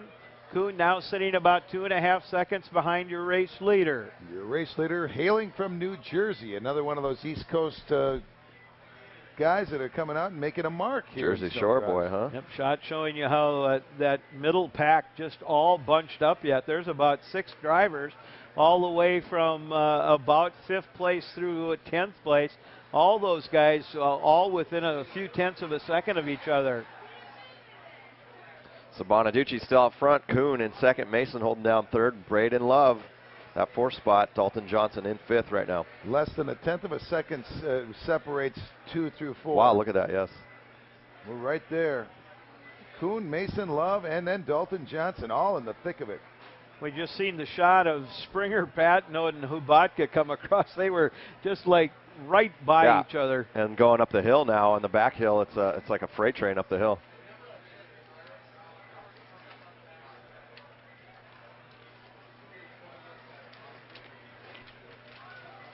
Watching as your leader comes back down. He is in the front part of the racetrack. Jesse James Bonaducci, then Jeremy Kuhn, Zach Mason, Braden Love, Dalton Johnson, Mitchell Shea. Starting to get into some lap traffic now. Yep. Jesse is. I want to meet Jesse. We got to get him up here, talk to him. James is on the Skidoo. The next 6 sleds are all Polaris. I mean, just when you hear Jesse James, you think the guy should be walking around with a 6-shooter, you know. And then his last name, Bonaducci. What's up? He got a little Italian in there? I don't know what he's got. I'm just... Oh, Partridge Family, maybe. Who knows? We got a rider down here. Hits the Bully Dog pole. That's a 442. It is. Yeah. Yes, it is. Justin Timpey. Justin was back in the pack a bit. Good to see that he is up and all right. 821 having some issues out there. Or was it 481? Was that Jeremy Kuhn that had a problem going around the corner? Let's pay attention to that one. I think it is. Mason has moved around and is now up in the 2nd spot. Oh, 2 riders down there, 748. And Palat. As this is going on, Braden Love is making a move, guys. He's in 3rd now with there it is. Mason. Another rider hits him. 3 of them tied up down in the front. So let's see what happens here as the white flag is out for Bonaducci. He's got a 5-second lead over Mason. But watch Braden Love now is now moved into 2nd. Mason is in 3rd, followed by Dalton Johnson. Boy, look at these workers. They just struggling to get out of that snow. Yeah. Checkered flag out. Jesse James Bonaducci will take the win. Gentlemen, when you're the number 11 qualifier and you win, you've accomplished something. From the back row, remember? Yep. Mason did get 2nd, followed by Braden Love. Dalton Johnson comes in 4th. Ryan Springer, number 5 on the Polaris. Mitchell Shea at 6. Leo Patnaud, 7 on the Skidoo. Jake Angove on the Polaris, 177. Spencer Hubatka, Kyle Cotto, Andy Block, Jeremy Kuhn, Eddie Neubauer, Justin Timpe, Mike Palat round out your field of 15. Good racing. You know, the interesting thing when you take a look at this, the top 3 qualifiers, none of them were really even part of any of the real tight racing here. Yeah, you know, I see it is. All those names are spread out through the field. A lot of guys had some crashes and some problems in that one. So, you know, Bonaducci and Mason and Love, they were pretty much up there throughout the day, and it looks like they pull off a podium, all 3 of them in a podium here. Well, we're going to give these guys a second to take their helmets off and, of course, do a quick podium. And after we do that, of course, we're going into round 2 of the Amsoil Pro Open qualifying. So that will be coming your way here in just a couple of moments. We know that Carly Applin is down on the racetrack, and we'll do just a quick podium presentation. The Monster girls are down there, and it just doesn't seem right to call those girls monsters. I don't know. I know that. Maybe it's just me. I have a hard. I know that's what they are. That's what they're wearing. That's what they supply. It's just hard to hear it roll off the tongue. What would you like to hear? I don't know. We could just, well, we see just about all the helmets off. One left to go, and Carly down there. Let's get started with our first podium presentation of the evening.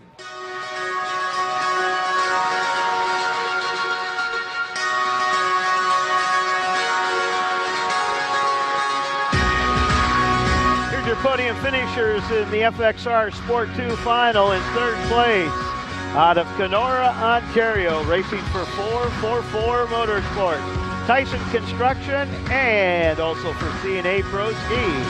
On the number 444 Polaris, third place, Braden Love.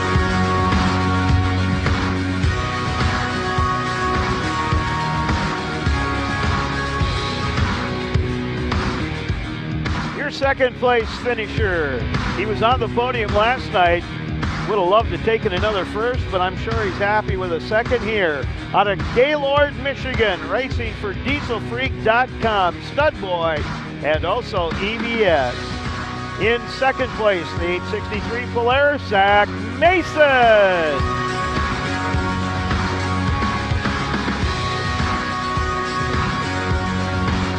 And your winner, what a day, making his way through the LCQ, qualifying 11th, and taking the lead early on and taking the win. Out of Somerville, New Jersey, racing for Engel Performance, Skidoo, and Mike's Towing and Recovery. On the number 322 Skidoo, Jesse James Bonaducci.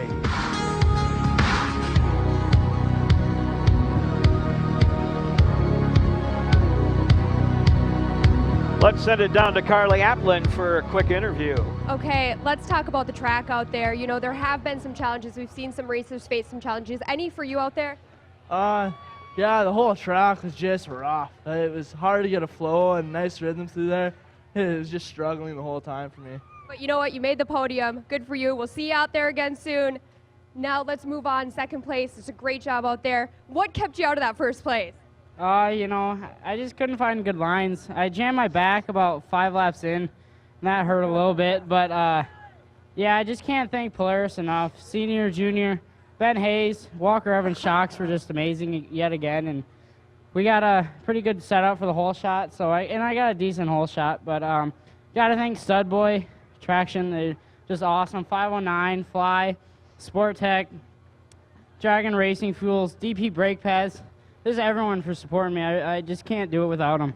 Absolutely, and congratulations. A big win for you. Did you see yourself making the first place on the podium for this first weekend here in Duluth? I was hoping for it. I didn't know about today. I started back row, so it was going to be a tough one, but I pulled it through. Well, congratulations to all of you tonight. Woo! Let's hear it for them. Winners of the podium finishers in FXR's Sport 2 final. Congratulations, guys. And some great racing this weekend. It'll be fun to see how these guys do as we move on to the next race, which will, of course, be in 2 weeks in Bessemer, Michigan. So, well, you picked a good class to sponsor. You know that, Aaron? I know. Look at that flying the colors up there. I like it. I like the flags. What a nice touch, man. That's great. You bet. We know how to do it, and we hope those guys tape those on their the back of their truck on the way home too. You know, they look like rebels. Put them in the back window. Is that what you're hoping for? That's what we're hoping for, and then they can use them next summer at the beach too. There you go. No, sport has always been a fun class, and what a great class for FXR to sponsor because of the fact that it's the grassroots racer, but it's yet the future of life. The up and comer. You bet. I mean, everybody's trying to find their way in the sport, and that's the class. I used to race years and years ago, and there was more competition in that class for me than even when I got to semi-pro, you know. You know, there were over 100 sport riders, about 110 or 120 sport riders here this weekend. You bet, battling it out. Skis on the running board, never letting off. It's fun to see them fight for it. That's great. You know, we talked to Aaron earlier about some of the great FXR product that, of course, is available here. We talked about the fact that Bristow's has it, that's available, and that they're back over here in other individuals with the FXR.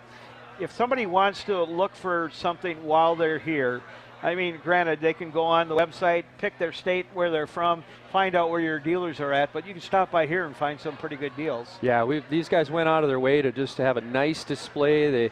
They're all very knowledgeable. Depending on how you ride, they're going to help you find the right gear for that condition. And they're here. They've got a great selection.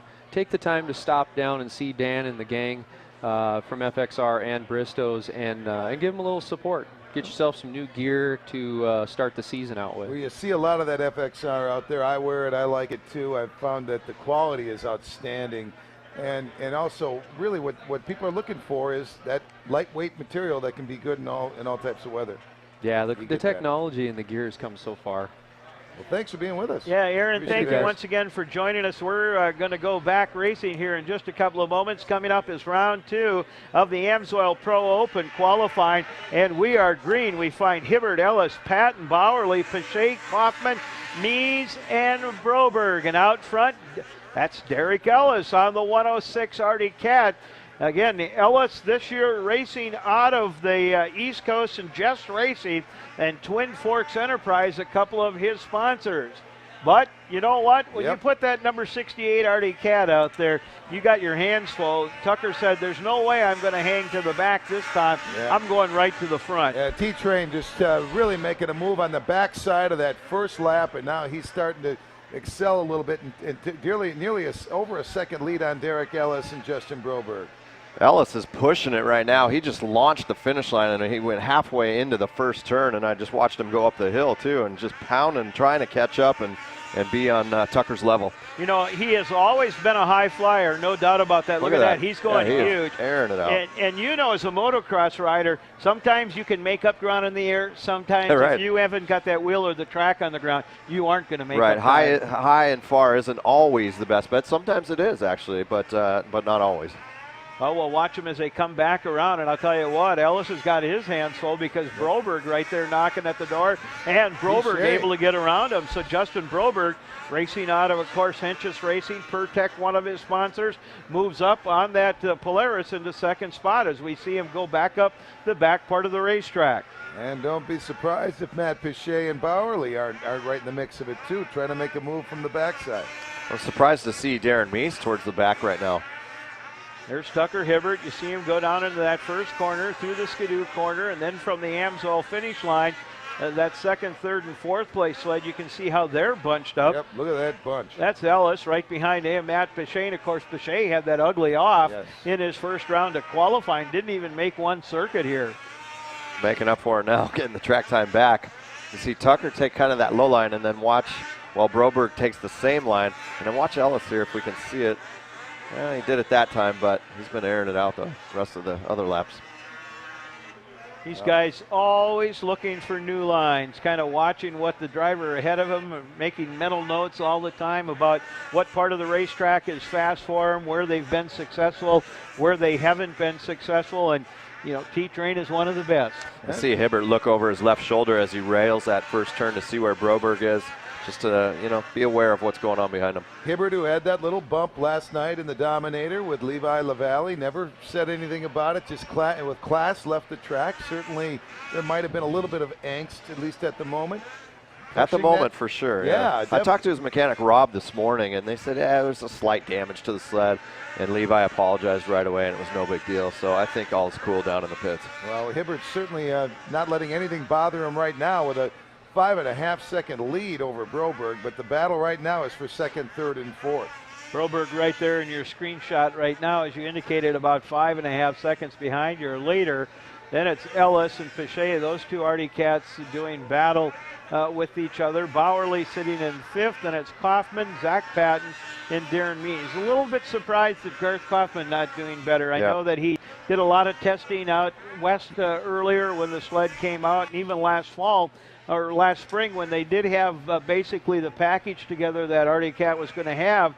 I know I talked to Betsy, one of his mechanics. She said he had a big smile on his face and was really looking forward to the way that they changed the geometry of the suspension and to get out here. But just not quite up to speed yet with that number 48 Artie Cat. Well, maybe he'll learn from that and go into the next round in Bessemer and you know, have some different changes and come into that round screaming. Well, you know, we've got a race again tomorrow, which is a totally new race. Right, I mean, they can go back to the drawing board tonight and try to change something. And that's the interesting thing. You know, it used to be years past that we'd have a round of qualifying, then qualify again tomorrow with finals tomorrow. Now, today is a separate event. Tomorrow's a whole nother round. Well, if you're wondering if Tucker Hibbert was going to be in a good position, he's got a 10-second lead in this heat. That's about as big as we've seen, and now a victory. And how about it for Broberg? A solid second place for him. That's he's got to be saying, hey, this is pretty cool. It was 11 seconds, but you know, a good second place for him, and he had 5 seconds on Derek Ellis in 3rd. Tucker Hibbert high-fiving some of his fans as he makes his way back up into the pits. Good run for him. And you indicated Justin Broberg, not a bad run for him. You know, he's changing from one brand to another, a new team. You know, it was interesting. We asked Cody how he meshed with Justin. He said they got along pretty good. Yeah, they're both from that same area, neck of the woods. You know, I don't think they're best friends, and they've seen each other around for years and know each other well. So they're both in that semi together, and it's good to see them in there. Well, let's run it down. Tucker Hibbert was your winner, and followed by Justin Broberg, Derek Ellis, Matt Pichet. Garth Kaufman came in 5th, Zach Patton in 6th, Darren Meese in 7th, and Paul Bowerly finished in 8th in this heat. And another sled that kind of surprises me a little bit in this second round of qualifying, that first heat, Darren Meese. I thought that I would see the Amsoil Skidoo out of Sharing Speed Sports up there, but it'll be interesting to see how things transpire. And of course, if he makes the final with his 2 rounds or has to go back into the LCQ. Here's the second heat lining up. Of course, out of Peta, Sweden, it is the ex-PS Skidoo of Emil Lohman, number 27. It'll be interesting to see how he rebounds after a nasty off on the backside of this racetrack. Tim Tremblay coming off a win in his first round of qualifying from, of course, Quebec, Canada on the Amsoil U.S. Air Force Skidoo. Then Petter Narsa, that's the Jimmy John's Gourmet Sandwich Skidoo. He's from Sweden. That's the 271 ride. 93 Ian Hayden on a Polaris out of Chatsworth, Ontario. The Rockstar Polaris on an Artie Cat sponsored by Speedworks and Sport Tech. It's Cody Thompson. Cody Thompson was very brilliant in his first round of qualifying, as I believe that's Bobby LePage that just got thrown back to. Is he going to have to go in the second row, or is he just move? Oh, yes. Nope, they're going to let, or does he? No, he's going back in. So he's a local kid. He's got a lot of Duluth. Yeah, he does. And he's trying to get that big start. He wants that jump, doesn't he? And then you've got Cody Cam, of course, with Henches Racing, sponsored by Pertec, Ergodyne, and Fox Shocks out of Kenosha, Wisconsin. Out of Ironwood, Michigan, it's the Mystic Lubricant sled of Kyle Pauline. And Johan Liedman, of course, racing for Polaris, Sportec, and Artiva, along with Best Western Hotels. The number 11 starting to look very strong. Oh, here we go. Somebody tipping over there. We got one sled tipped over, but and one here on the after the start. But no surprise, Tim Tremblay is out in front, followed by Cody Thompson and Petter Narsa from Sweden. We have a big group watching from Sweden. We were told earlier by Molly that over 3,000 yesterday, and they expected to triple that. So and you know what? They stay up all night long and watch it. It's just like it's like watching Monday Night Football in the United States, except it's a little later over in Sweden. Saturday night snowcross. Saturday night and Sunday afternoon snowcross in Sweden, right? Back in my Olympic hockey broadcasting days, I saw those Swedish fans staying up late. They do. They don't get going till 8:30, 9 o'clock at night, and they keep it going into the early hours. Well, that's about 2:30 in the morning over there now, so good morning, everybody. That's still early. Still Tremblay out in front. You see him as he comes through the corner. Right behind him, Peter Narsa. You know, Narsa is a very strong Swedish rider. They bring these guys over here, and it takes them a little while to get used to it, but I'll tell you what, their tracks over there are typically faster tracks. They're not quite as demanding. They aren't as bumpy, and as Tomi Amasalo said yesterday, just, you know, they don't have the undulations as a track here. It's a faster, more wide open track. But Petter doing a nice job here as he's trying to run down, of course, the number 11 Amsoil Skidoo, Tim Tremblay. And Cam just got into Pauline a little bit, bumping him on the uphill for that spot. Now Pauline coming back. Good battle there for the 4th and 5th spot. Tremblay remains in front, followed by, again, 2 Swedes. There's the battle you're talking about right there. The 2 Polarises, Kyle Pauline and Cody Cam. Cam out in front, Pauline right behind him. Now back to Narsa. He came up here yesterday and we talked to him. Very soft-spoken. Maybe even, you think, possibly maybe a little overwhelmed about America and the racing going on here? Well, he's been spending a lot of time here, but still, I think these Cam with a flies off. Cam took a chance and it just backfired. Is he okay? Man, he hit that last whoop and just flew over the bars, just jumped off, and got to be hurting after that one. Well, I'll tell you what, that was just a huge, huge off on the top of the uphill. Good to see him up. Boy, he looks a little shaken up, he is guys. shaken up. Yeah. Remember, he hurt his lower back this summer at Well, a and he was pretty open about that when we talked to him earlier. As you see Tremblay coming across, continuing on the green flag charge here. Narsa right behind him, only about a second, just about 2 seconds between them. But Petter trying to make up some ground. We talked to Cody about that, and Cody said, I hope that my back is okay. Sure. He says he doesn't know if he can handle all this hard landing and stuff like that, but that was a nasty off. He's only been doing about a week of practicing, so he wanted to, you know, save as much time as he could on his back. Look at that, Narsa just about coming off before the finish line. Wow. So Petter hit that hole that we've talked about out in front. Just landed funny, was able to stay on the sled, but boy, that put a couple of more seconds between him and Tim Tremblay. There you see the number 11, that red shield, that red plate, if you will, meaning that he is the points leader, and he is your heat leader, looking pretty strong. 5 seconds over Narsa. Pauline right on Narsa's tail. Well, there's Cody.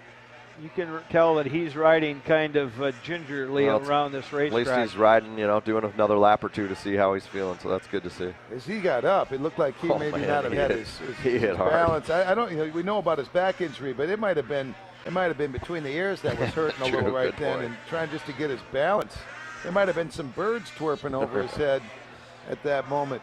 Last lap, here he comes, back down as he just very controlled works his way across. Tim Tremblay will take his second heat win, which probably is going to make him his #1 qualifier, no doubt about that. The only thing would be is if Cody Thompson wins his heat coming up here in just a little bit. I take that back. Cody was in this heat. Where did Cody end up? Cody ended up in 5th, probably going to be about a 3, 4, 5 qualifier somewhere in there. But let's go through the order. It's Tremblay. Narsa will hold on to 2nd. Then it's Pauline, Hayden, Cody Thompson, Liedman, Cam, Emma Lohman, and Bobby LePage. Race number 61. This is Heat 3, Round 2. Why don't you line them up there, Mike? Happy to do it. No better man to start off with than the hero of last night, Ross Martin, riding Polaris out of Burlington, Wisconsin. Robbie Malinowski on the Skidoo out of Lino Lakes, Minnesota. Levi LaValle, Longville, Minnesota. Polaris, we all know Levi. Colby Crapo, out of St. Anthony on the Polaris. Adam Renheim on the Skidoo out of Lima. Logan Christian on Arctic Cat out of Fertile, Minnesota. Lee Butler on the Polaris from Northbrook, Ontario. And Danny Poirier on the Polaris from St. Theodore d'Acton in Quebec. Watch Ross out of the start. He is really good at getting the jump out of here. On the inside, that Martin out in front. Logie going right with him, and then, of course, it's Robbie Malinowski in that battle, too. But Martin going to take the whole shot. Out of that first turn, Martin just hit it. Yeah. Spread his lead considerably. Malinowski up to second, Christian in third. That hole, some of those guys trying to jump over that, pre-jump over that hole, and some guys just can't hit it at all. You know, and after that first round, they could have went back and made a few changes to the sled. You know, little like one of the things that was said, there's some more man-made snow on this thing tonight. Right. It's a little softer, maybe changed it up just a bit, but looks a lot stronger here this second heat than he did the first heat. Watch how far that Ross is jumping. We'll check it next time on the finish line. There's like a double, and most of these guys are doubling, but it seems like Ross is using that third Coming bump. down or on the hill watch here? On the landing. On the Amsoil finish line. I'll show you here. Now he hits these two. See how he's trying to skip over that bump. Now watch his finish line. Well, it's not on the screen, but see how he triples out where the rest of the guys are doubling out. Doubling up, yep. Malinowski trying to chase him up the hill. The difference between those two guys right now, a little over a second. Looked like Ross may have had just a cased one a little bit on the backside because it looks like Robbie made up a little ground on him. Yeah, sure does. Here comes Malinowski. Yeah, he did. He made up about 0.3 of a second. He's got a chance if he can find that inside line. Well, Ross kind of has struggled right there in that part of the racetrack, and that's where Malinowski's got good rhythm going over that little flyaway before the corner. Ross has this section a little bit better dialed, in my opinion, as he triples out here, and Malinowski doubles that. Took off another 0.2 of a second, gentlemen. So Malinowski is on the move. 24.163 to a 24.316. Only sounds like 0.2 of a second, but he's taken off a half second the last two laps. We'll see as they come back down. You can watch them here. There's Ross. No, this time Robbie not quite as close. The battle might be for third place, gentlemen, with Renheim and Christian right now, because they're pretty close as they take this corner. Yeah, true, huh? Focusing all our attention on first and second. They have a good battle back there. Yellow flag was Christian out in the back. And Renheim closing in on him, huh? Now, Robbie did not have a good round that last time. He was about a second and a half slower. So what he had gained, he has lost. Now he's just going to have to play defense here and try to hold on to second spot. As you indicated, Logan Christian, you can see him in the shot right there. And Adam Renheim right behind those guys. There's Logan. Some pretty good racing going on for 3, 4, and 5. Yeah, Ross is launching that finish line, huh, Mike? It's like a triple plus. Right, exactly. Nobody is going they're all kind of doubling it, and he is just skying that thing. Now I wonder if some of the guys in that first heat are watching right now. Yeah. No, they scout just like they do in other sports, right? Interesting if they had the other camera shot for us when from down in the corner when he comes over that finish line. That shot right there. He's See Malinowski just doubling, like you said. Yeah, Martin's getting 10, 15 feet further than the other guys. Right, and now look look at what he's pulling ahead now. Now he's 2.7 on Malinowski. What is that? Just confidence, or what is that? White flag is out. And Malinowski's probably backing off a little bit. Hey, Ross has got me on this one. You see that kind of a lead. What's the point? Yeah, absolutely. Then why would Martin continue to do that? Is there any risk? Just feels confident. Confident going into that final, absolutely. It's working for him now. Don't change things up. He's felt comfortable taking and tripling that all day long. Why change it now? Because it's worked for him. And he's got confidence in it. It sure is. It's noticeable. I mean, it truly is. We just watched Tucker Hibbert with a fantastic run, but he was not getting nearly that off the finish line tabletop. So Ross Martin will take the win. Robbie Malinowski coming across in second place. Good run for Logan Christian out of Christian Brothers Racing. That he takes third. Adam Renheim taking fourth place. Then the 312 with Danny Poirier in the fifth. Lee Butler, Levi Lavallee not having the best qualifying run here. as he takes 7th, and then Colby Crapo again in 8th place. That might have been the only time that we've, at least this weekend thus far, we have had not mentioned Levi Lavallee when he was in a heat. I agree. He wasn't relevant for the first time. No. Well, we get into some important races here at LCQs. This is the LCQ for Pro Lite. 5 of these guys will go to the final. The rest are done for the day. They'll race again tomorrow. Here's the drivers that need to work their way into the final. Andrew Carlson, Travis Muller, Marcus Johansson, James Vine, Cole Manning, Chase Rosemeyer, Dylan Martin, Garrett Mees, Nick Patton, and Joey Sagan. It sounds like a final from what I've read there. And in the back row, you're going to find a provisional, and that would be Corey Watkinson. So Dylan Martin might have just got a little inspiration there in that last from race. his brother. You never know. Yeah. They're two totally different racing brothers, though. Night and day. Night and day. Night You know and them day. both, and you know Ross is always so focused. And you know it was interesting because when I was over in his trailer this afternoon, they were joking, they were having fun. You know, Ross was pretty lighthearted. They said that you know when he won the Dominator last night, that the white was going into his girlfriend or his wife's checking account for her to spend. That's what Juddy said. And Ross looked at me and he says, "I didn't agree to that." You know, and it was just lighthearted in there. But yet that can change like this as you go into these trailers. And years ago, people used to keep an eye on Dylan and almost thought that he was going to be the guy. And he's been plagued with a lot of injuries, so I'm glad that he's even out here. Oh, who was that? That hits the deck of Skidoo Rider. Oh, and everybody got by him. Oh. That's the 198 ride. That would be the machine of Nick Patton. Nick Patton. Glad to see he was okay. He's up quick and already back on the track. I wouldn't want to be parked there. I can guarantee you that. Not on that first lap. You see him in the corner working their way back down, and let's set your leader as he comes across right there. That is Andrew Carlson, Travis Muller, Chase Rosemeyer. Dylan Martin is in the number 5 spot, so he is on the bubble right now. Back up. I think that's Corey Davis, or rather not Corey Davis, but the 173 of Corey Watkinson in 4th place. Carlson. Mueller, Rossmeyer.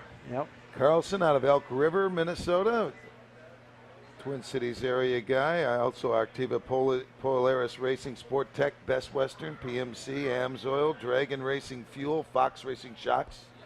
We've been talking to those folks here in our booth today. Ricky Strobel.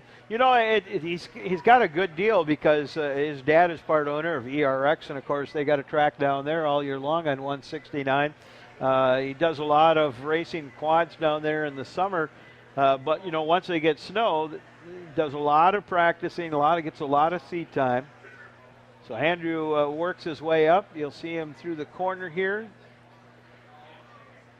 Back down that Dodge Ram section of the racetrack. You see one of the Dodge Ram trucks out there in the middle of the racetrack. Of course, Dodge coming on is one of our fine sponsors this year. Beautiful truck out there. Oh, you bet. In 2nd place, Travis Muller in the middle of Minnesota farm country down in Windham.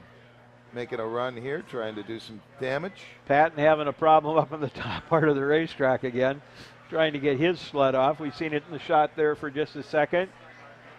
Meanwhile, there's Carlson down into the corner, sponsored by Sport Tech. Sport Tech, an interesting company, makes snowmobile windshields for motorcycles. Quite a business that Chris has got in all the molding that they do. Just hand guards, I believe, as well. Oh man, it's a business. There's the checkered flag to Andrew Carlson. Travis Muller finishes in 2nd. Corey Watkinson in 3rd. So Sagan will end up being your 14th qualifier, and then Jamie Byers 15th. So those guys are done. We'll say goodnight to Marcus Johansson, Garrett Mees, Dylan Martin, Cole Manning, Chase Rosemeyer, and Nick Patton. So the final is set for the Pro Lite class. That'll be coming up the next to the last race of the evening. Speaking of finals, another final coming up right now, guys, and that would be the Pro-Am plus 30 class. Pro-Am plus 30. And doing just a little bit of grooming up in the top part of the racetrack. I don't see, they haven't made the call yet for them to work their way down. So just a tad bit of grooming. I'll tell you what, while they do that, can we take about a minute and a half, 2-minute break here? Thank a couple of our great sponsors. We'll come back for the lineup. Coming up next, the Pro-Am plus 30 final.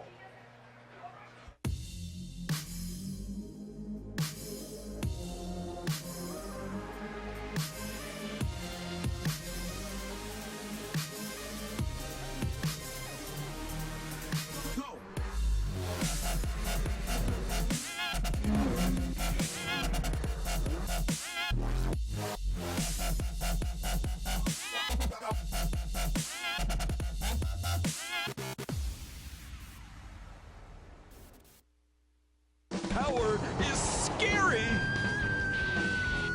Make your ride a bully. Bully Dog provides that power with amazing features not offered by anyone else. Big time crazy power. Improved fuel economy. Multi-function gauges packed with features. Power and drivetrain adjustability and customization. All these features in one product at one low price for gas and diesel vehicles. Make your ride a bully with Bully Dog. Visit bullydog.com.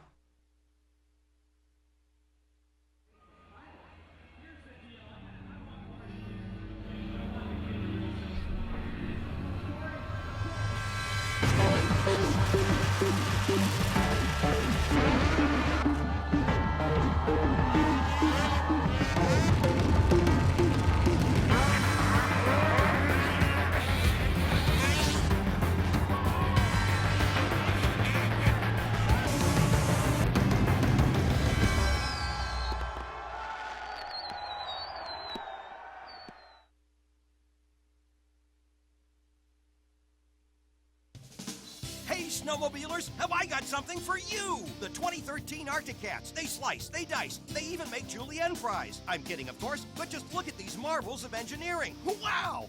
Buy today, and you'll get this amazing snowmobile. Plus, Fox shocks, a durable ARS front suspension, a tapered tunnel, and much, much more. So, don't delay. Act today. Get yours now. For the best deals of the season, go to arcticat.com or see your dealer. Arctic Cat, share our passion. Take home all the excitement with Traxxas, the fastest name in radio control. Feel the power. Experience the speed. Waterproof electronics. Only Traxxas makes high-performance radio control so easy, fast, and fun. Visit Traxxas.com to find a retailer near you. Traxxas, the fastest name in radio control. When I was little, I wanted to grow up and help people. When I was young, I wanted to save lives. I wanted to make a difference in the world. When I was growing up, I wanted to serve my country. My name is Captain Shawntae Tarrant, Air Force physician. I'm Airman First Class Ashley Denton, Air Force firefighter. I am Lieutenant Colonel Gail Crawford, Air Force JAG. I'm Captain Cynthia Nogueras, and I'm an American Airman. The new Ski-Doo Summit is born from the mountain. The new T-Motion suspension bends to the rider's will. The new Flex Edge track shapes to the landscape. And the E-Tech 800R Rotax engine is pure power. In short, we've made the most specialized mountain sled ever built. The 2013 Ski-Doo Summit.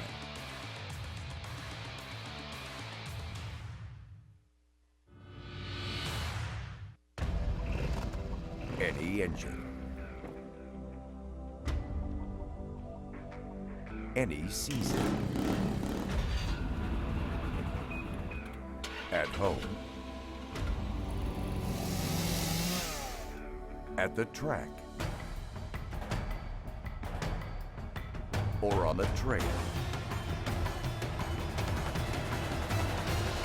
Amsoil, the first in synthetics. Cutting-edge performance has a name. Rush. These are the sleds of choice for total terrain domination. Virtually bottomless progressive rate rear suspension. Super rigid Pro Ride chassis. And an all-new race-proven independent front suspension for flatter cornering with less effort. These are the most precise, responsive, and confidence-inspiring sleds on snow, and they've won the awards to prove it. Ride harder, ride faster, ride longer. Feel the rush. If you're ready for the ultimate rush, here it is. Introducing the all-new 800 Rush Pro R LE. Ultimate performance, ultimate comfort. This Snow Check exclusive is Rush, totally customized. Premium rocks adjustable riser for stand-up banging and stretched-out cruising. Compression and rebound adjustable Walker Evans shocks to dial in the perfect ride. Even an ultra-aggressive Cobra track for better bite and control. Ultimate performance, ultimate comfort. This is the ultimate Rush. Polaris Rush. Purpose-built for total terrain domination.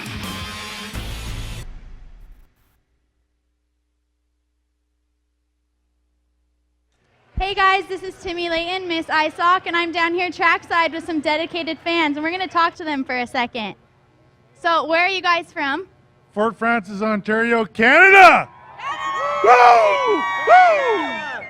And is this your first Snocross race? It's our, well, we've been to a few, but last year we were in Shakopee there. So you guys are some dedicated fans. Your FXR. Where are you guys from? Minneapolis, Minnesota. And is this your guys' first race? Her first, mine, I've been here for years and years. How are you liking your first race? I like it a lot. It's really exciting. Are you staying warm? I am. I'm pretty warm. It's not bad. All right, well, that's all we have from down here right now. We're going to take you back up to some racing and LCQs. All right, thank you so much. Timmy Layton, of course, our Miss ISOC, doing a nice job too. And coming up now on the LCQ, we'll be keeping you up to date on that. She's interacting with the fans down there. Oh, she knows racing. I tell you, she's an outstanding representative of as Miss ISOC. We're happy to see her there. Now we're going to see our field now. This is Pro-Am Plus 30. Yep, Kurt Bowerly, Dave Allard, Justin Tate, he's been a long-time snowcrosser, Danny Poirier, Ross Bowerly, Joshua Zielinski, Chad Bowerly, Jonathan Lebel, Todd Smith, and Joseph Lemieux. They're on the front row. Then you got Marcus Evenson, Ted Lindborg, Justin Monty, Chad Morehouse, and Wesley Bear in the back row. And we'll see who can come out. Now, last time we had a field like this, the back row got the whole shot. I remember that. Yeah, sure did. This is Plus 30. These guys have been racing for years and know how to do it, but they're also, they want to go to work on Monday. Yeah, that's right. We'll see who can come out with the whole shot and maintain. Light snow falling. Winds are moderate here. Yeah, the wind has calmed down a little. It's still, it's blowing, but nothing like it was earlier. And last night, that was ridiculous. A lot of anxious riders right now trying to get that edge. Getting ready. And this is the Pro-Am Plus 30. And they come down the hill. Man, whoa, they're G'ing out in that. Looks like the 312, I believe. Is that Danny Poirier? It sure is. On top, but boy, what a field. Allard and Zielinski right in his wake. Justin Tate there as well. Oh, and there's a three-man pileup coming out of that first turn, the second turn area.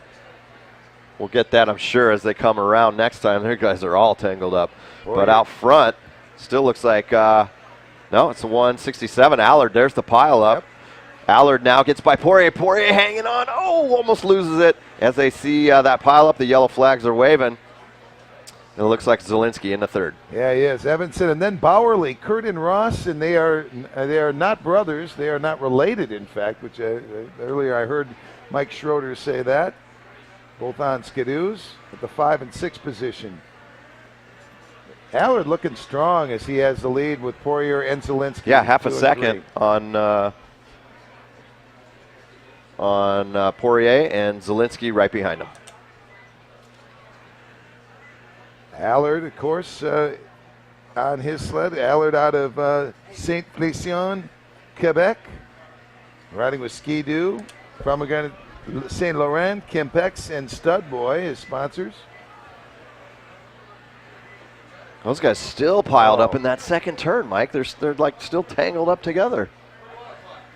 Seeing a lot of that. And that looks like what, Todd Smith and Chad Bowerly and Jonathan Liebel still trying to get their sleds undone. That's unfortunate.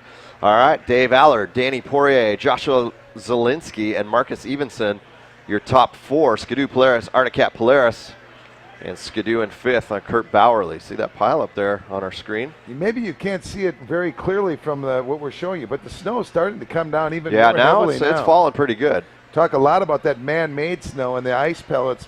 Now we're getting some of the real stuff on top. I was golfing 2 days ago, Mike. For those that are unaware, we did have 50, 60-degree temperatures in this area just 3 days ago. Correct.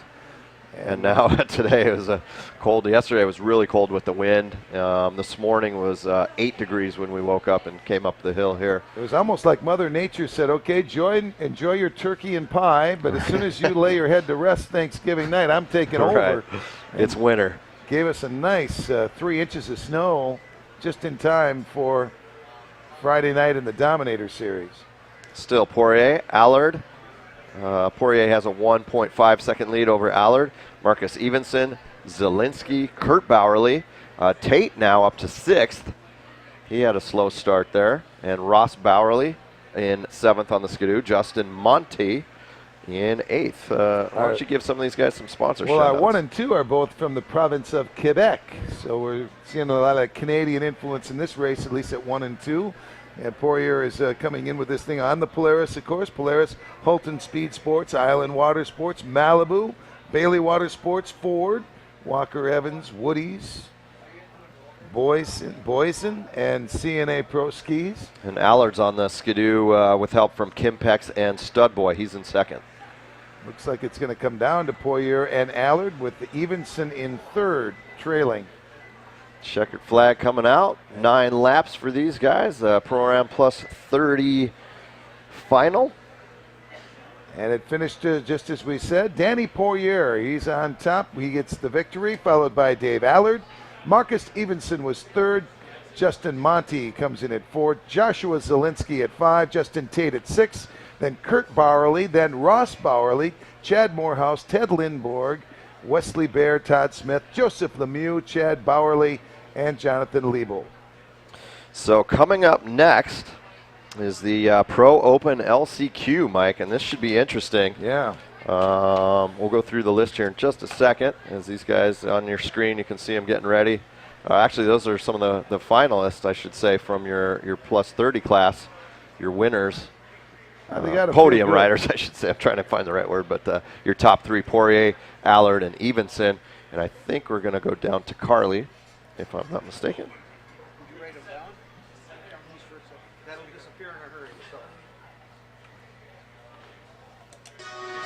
All right, time now for our podium as we announce our 3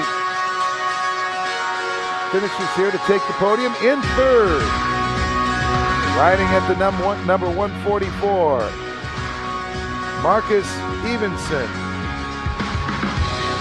Marcus Evenson.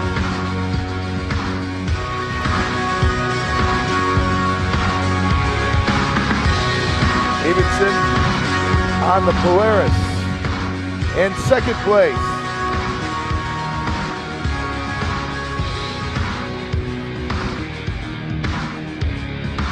Let's get Marcus Evenson in 3rd. Evenson again on the Polaris. Our 3rd place finisher.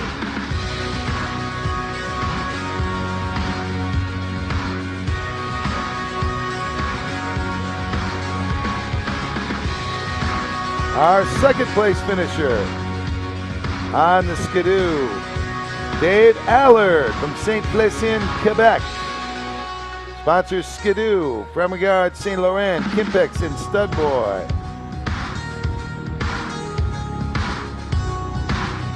And our 1st place finisher, Danny Poirier on the Polaris from St. Theodore, Quebec.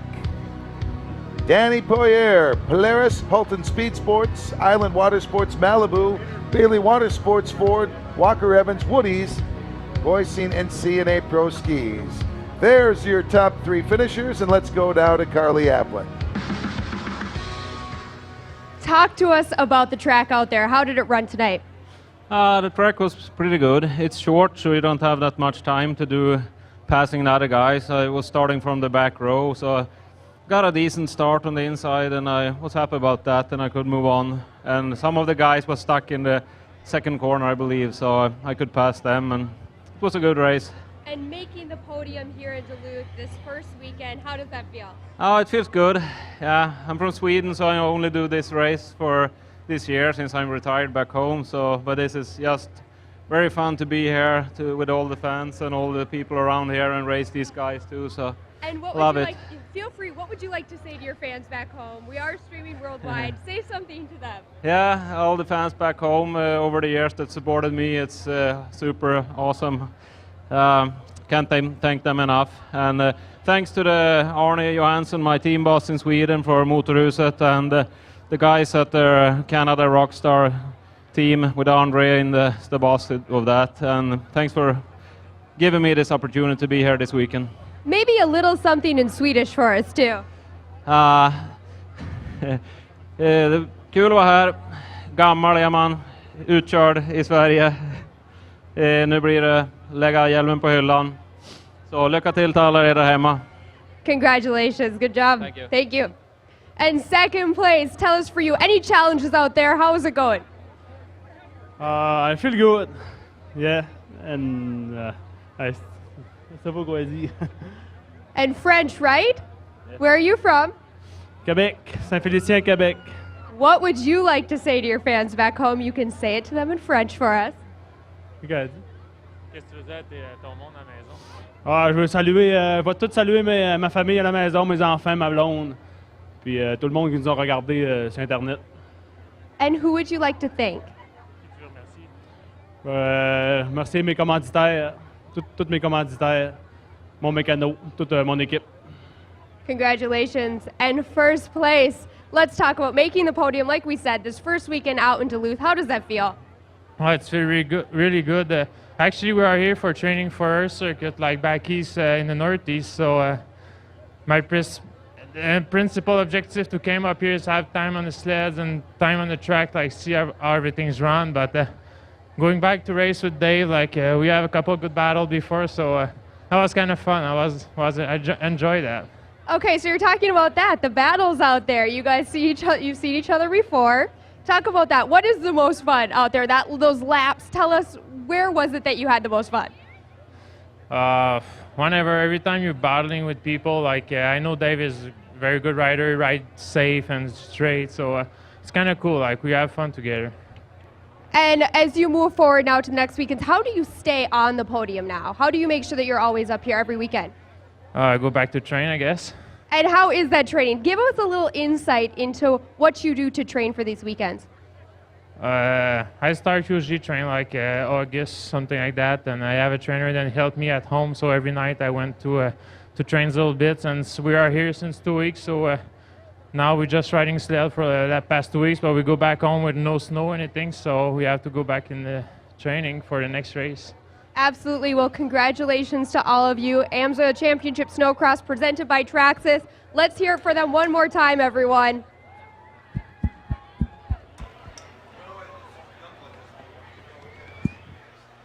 All right, thanks again to Carly Applin and our first, second, and third place finishers. And even hearing a little Swedish there. I know we have a lot of folks watching us from Sweden, Norway, and really all parts. Yeah, about 3 in the morning, I believe, if you're in Sweden right now. Just about time to kick it into gear and get ready for what will be an exciting final. Absolutely, and we've heard that there's people over in Russia and Germany and France, definitely in Canada and Montreal, that area, Quebec, and all over the country, USA. So it's good to see the support that we're getting on Ustream.tv and all around the world. And look at this crowd. I took a quick walk out there, and massive crowd all the way up the hill, and people everywhere. Great to see you guys out here this weekend. And it's almost like a big snow globe. If you've ever had a snow globe, just give it a shake, because that's the look that you're getting right here. Right now, it's gorgeous with this snow falling, and it'd be interesting to see what we wake up to. If you look on the big screen there's a shot of the crowd. You guys should wave to us and say hi. Say hi to the rest of the world. Folks. There you go. We had 70,000 viewers yesterday on Ustream. I'm not sure what we have today. We'll let you know tomorrow what we have today. But there's a couple of people. This is just the grandstands that we have. So there's people behind the stands, and there's people inside here in the chalet, and I'd say several thousand more inside, Mike. And as they groom this track, we should keep in mind that there was 50, 60-degree temperatures that we talked about 3-4 days ago. Now everybody's gone from the shorts and the short sleeves to the heavy coats, and we're ready and loving it because winter is here in the Northland. If you look on this main straight in front of the finish line, I mean, it's only been a few minutes since these guys got off the track, and look how smooth it is. That's how much snow is falling right now, so we're getting a good downfall of snow. And we will be going to next our Pro Open Round 1. It'll be interesting to see how that follows out. There's more of our fans enjoying themselves here at the Amsoil Championship Series right here, presented by Bully Dog. Hey guys, I'll tell you what, we've been racing all week, and now the snow's starting to pick up a little bit. Visibility is even going to be worse, but let's take a 3D look at this racetrack so we can really see what it's like, all right, guys? So if they've got that, let's take the 3D view of the track.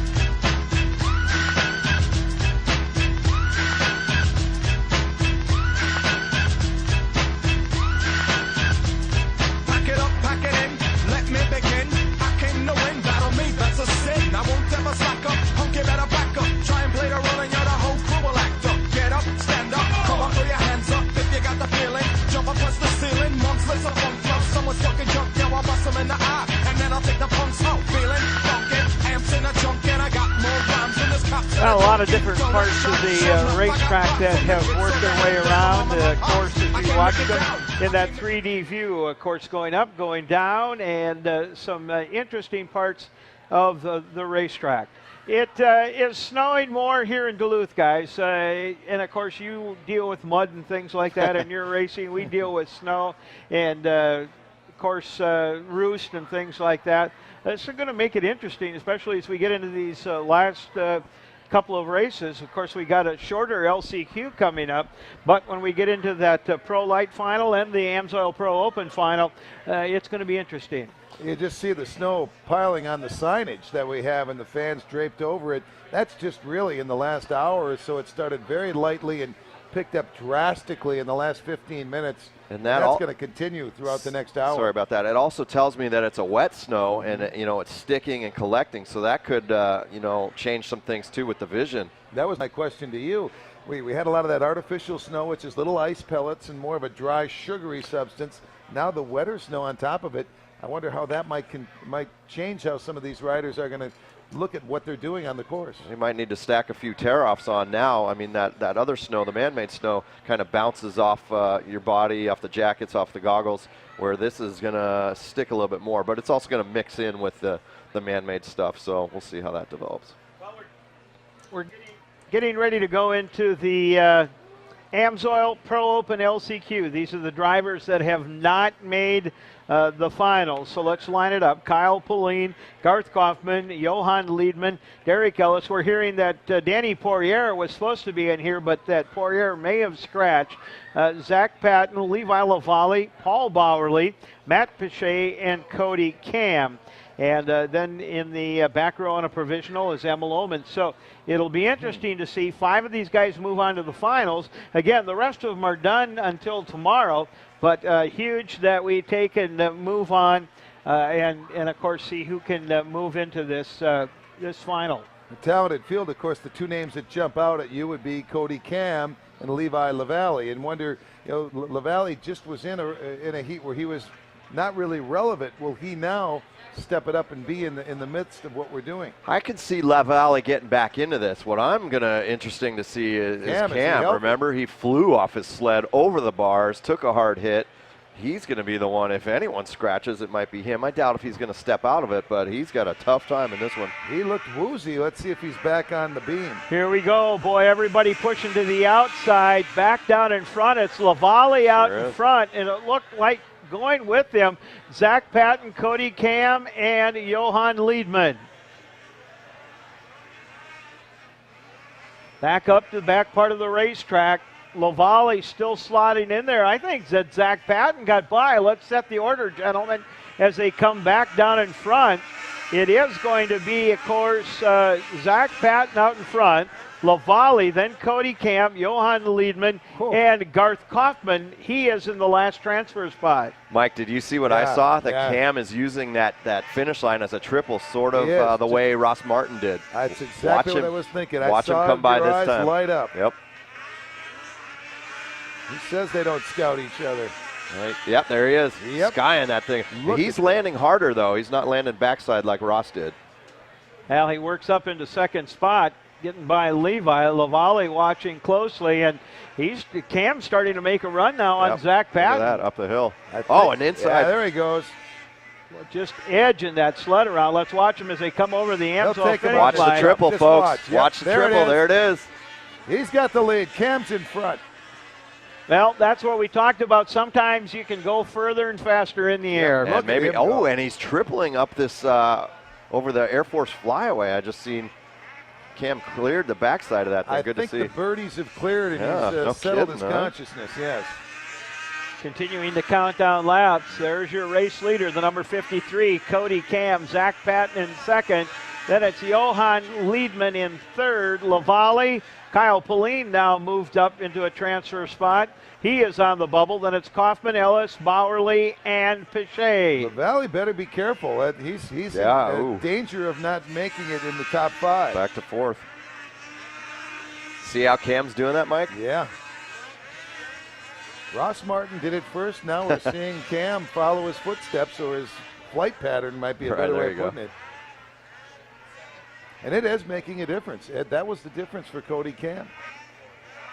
2.7 seconds over Patton now. Liedman in the 3rd spot. As Cam airs it out once again. See if any of these guys do it. No. Patton still staying the low line. Lavallee's still in 4th, but he's comfortable. Yeah. Pauline in 5th now. Cody Cam was up here a little bit earlier. Saw him, said hi to him. One of those up-and-comers, wouldn't you say, Mike Schroeder? A guy that many are looking at that might be the next big thing. Look at that jump. You don't see anybody else. You know, Ross Martin was one of the few people that you've seen go big like that. I think Tucker tried it a couple of times, and T-Train went, no, this one ain't for me.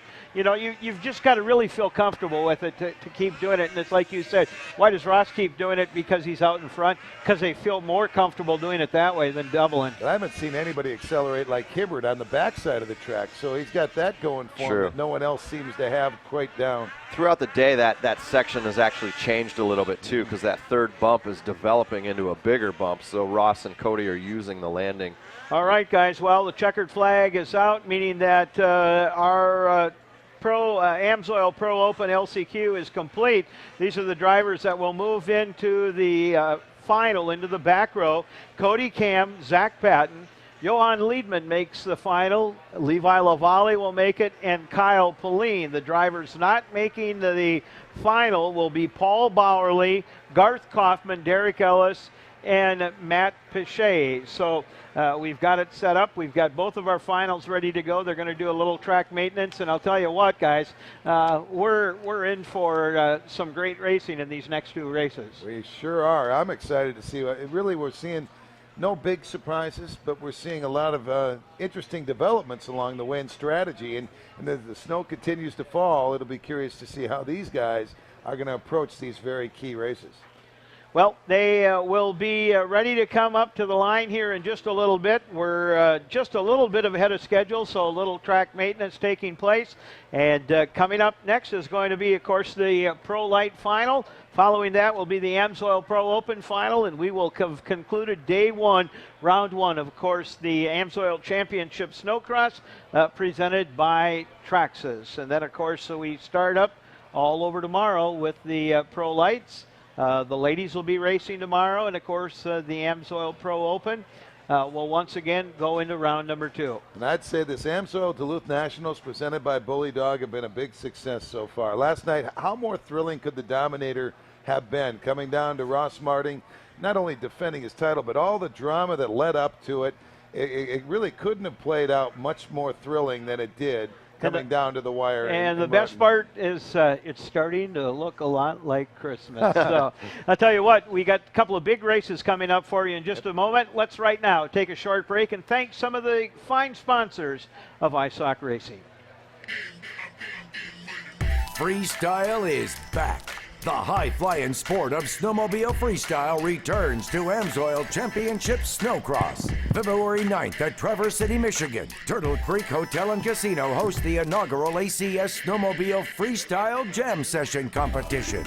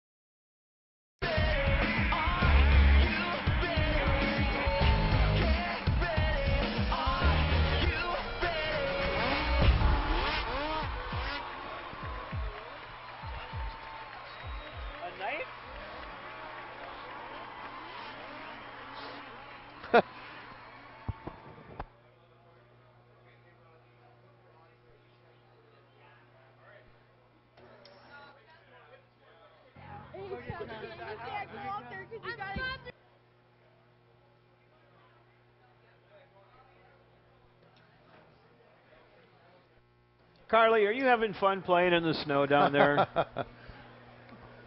Carly, are you there? She's waving people around. Carly, are you having fun playing in the snow?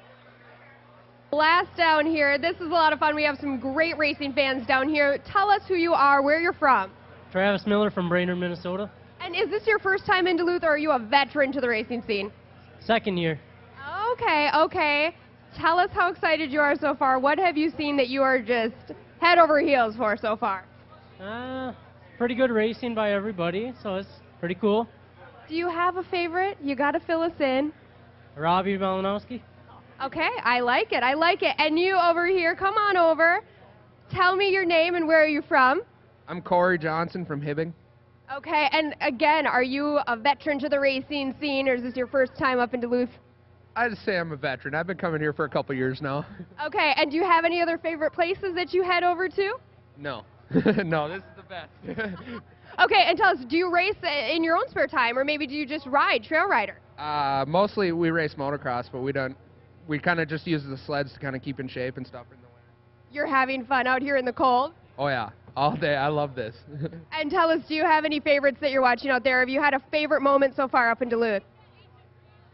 Well, I liked it when Tucker and Levi were battling, and my favorite would probably be with Robbie Malinowski.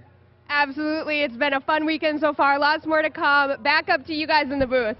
Yes, and it's great to hear that, yes, the fans are into what's happening and enjoying it too, and the snow is coming down. And really, I think that did show it, reflecting on the Dominator series last night, or the Dominator event, when Levi Lavallee and Tucker Hibbert had a little bit of a drama. Of course, it ended up not being really as consequential as it could have been because Ross Martin was your winner. But just good to see the fans getting into it. Again, all the other stories, everything involved, guys, as we see this thing get ready to go. Guys, I'll tell you what, right now, coming down and working their way through the racetrack are the drivers that are qualified for the Pro Lite Final. Your number one qualifier up in the tabletop right now, the 113, Skidoo out of St. Johnsbury, Vermont. That's sponsored by Skidoo and Rathburn Performance. Lincoln Lemieux, you see a couple of them, and they'll come down in different orders now. Your number 2 qualifier on a Skidoo out of Cochrane, Ontario. The Royal Distributing Skidoo, sponsored by FXR. That's Dave Jonas on the 115 ride. The number 3 qualifier is a Polaris out of Port Jefferson, New York, racing for Levi Lavallee, Mystic Lubricants and Loctite. That's Jake Scott. The number 4 qualifier is Andrew Johnstead on a Polaris out of Colby, Wisconsin. That is the Polaris Industries Fly Racing Bully Dog sled. Then the number 5 qualifier on a Skidoo out of Val-d'Or, Quebec, Canada, on the Jimmy John's Gourmet Sandwich Special, sponsored, of course, by Rock Speed and CNA Pro Skis. That is Renard Alexandre. Your number 6 qualifier is John Stenberg on the Skidoo out of Lufsdalen, Sweden, from Team Bowerly Racing. And also our 7th qualifier is James Johnstead on the Polaris from Beltrami, Minnesota. Polaris Industries, DuPont, Jack Links, Amsoil, Motorfist, SSI decals. Our number 8, our number 8 qualifier, lost my place a moment. Maximin Talifer on the Skidoo from Laval, West Quebec, from Skidoo Go Fast, Amsoil, Cutex, Fox. Our number 9 qualifier is Kevin Benoit on the Skidoo from Bansoil, Quebec. Our number 10 qualifier, Nisi Kallstrom on the Polaris from Soderdamm, Gelveborg. And in our back row, we have Andrew Carlson on the Polaris out of Elk River, Travis Moeller on the Skidoo out of Windham, Minnesota, Corey Watkinson on the Skidoo from Port Carling, Ontario, Joey Sagan on the Skidoo from Elmville, Ontario, and Jamie Byers on the Polaris from Orilla, Ontario.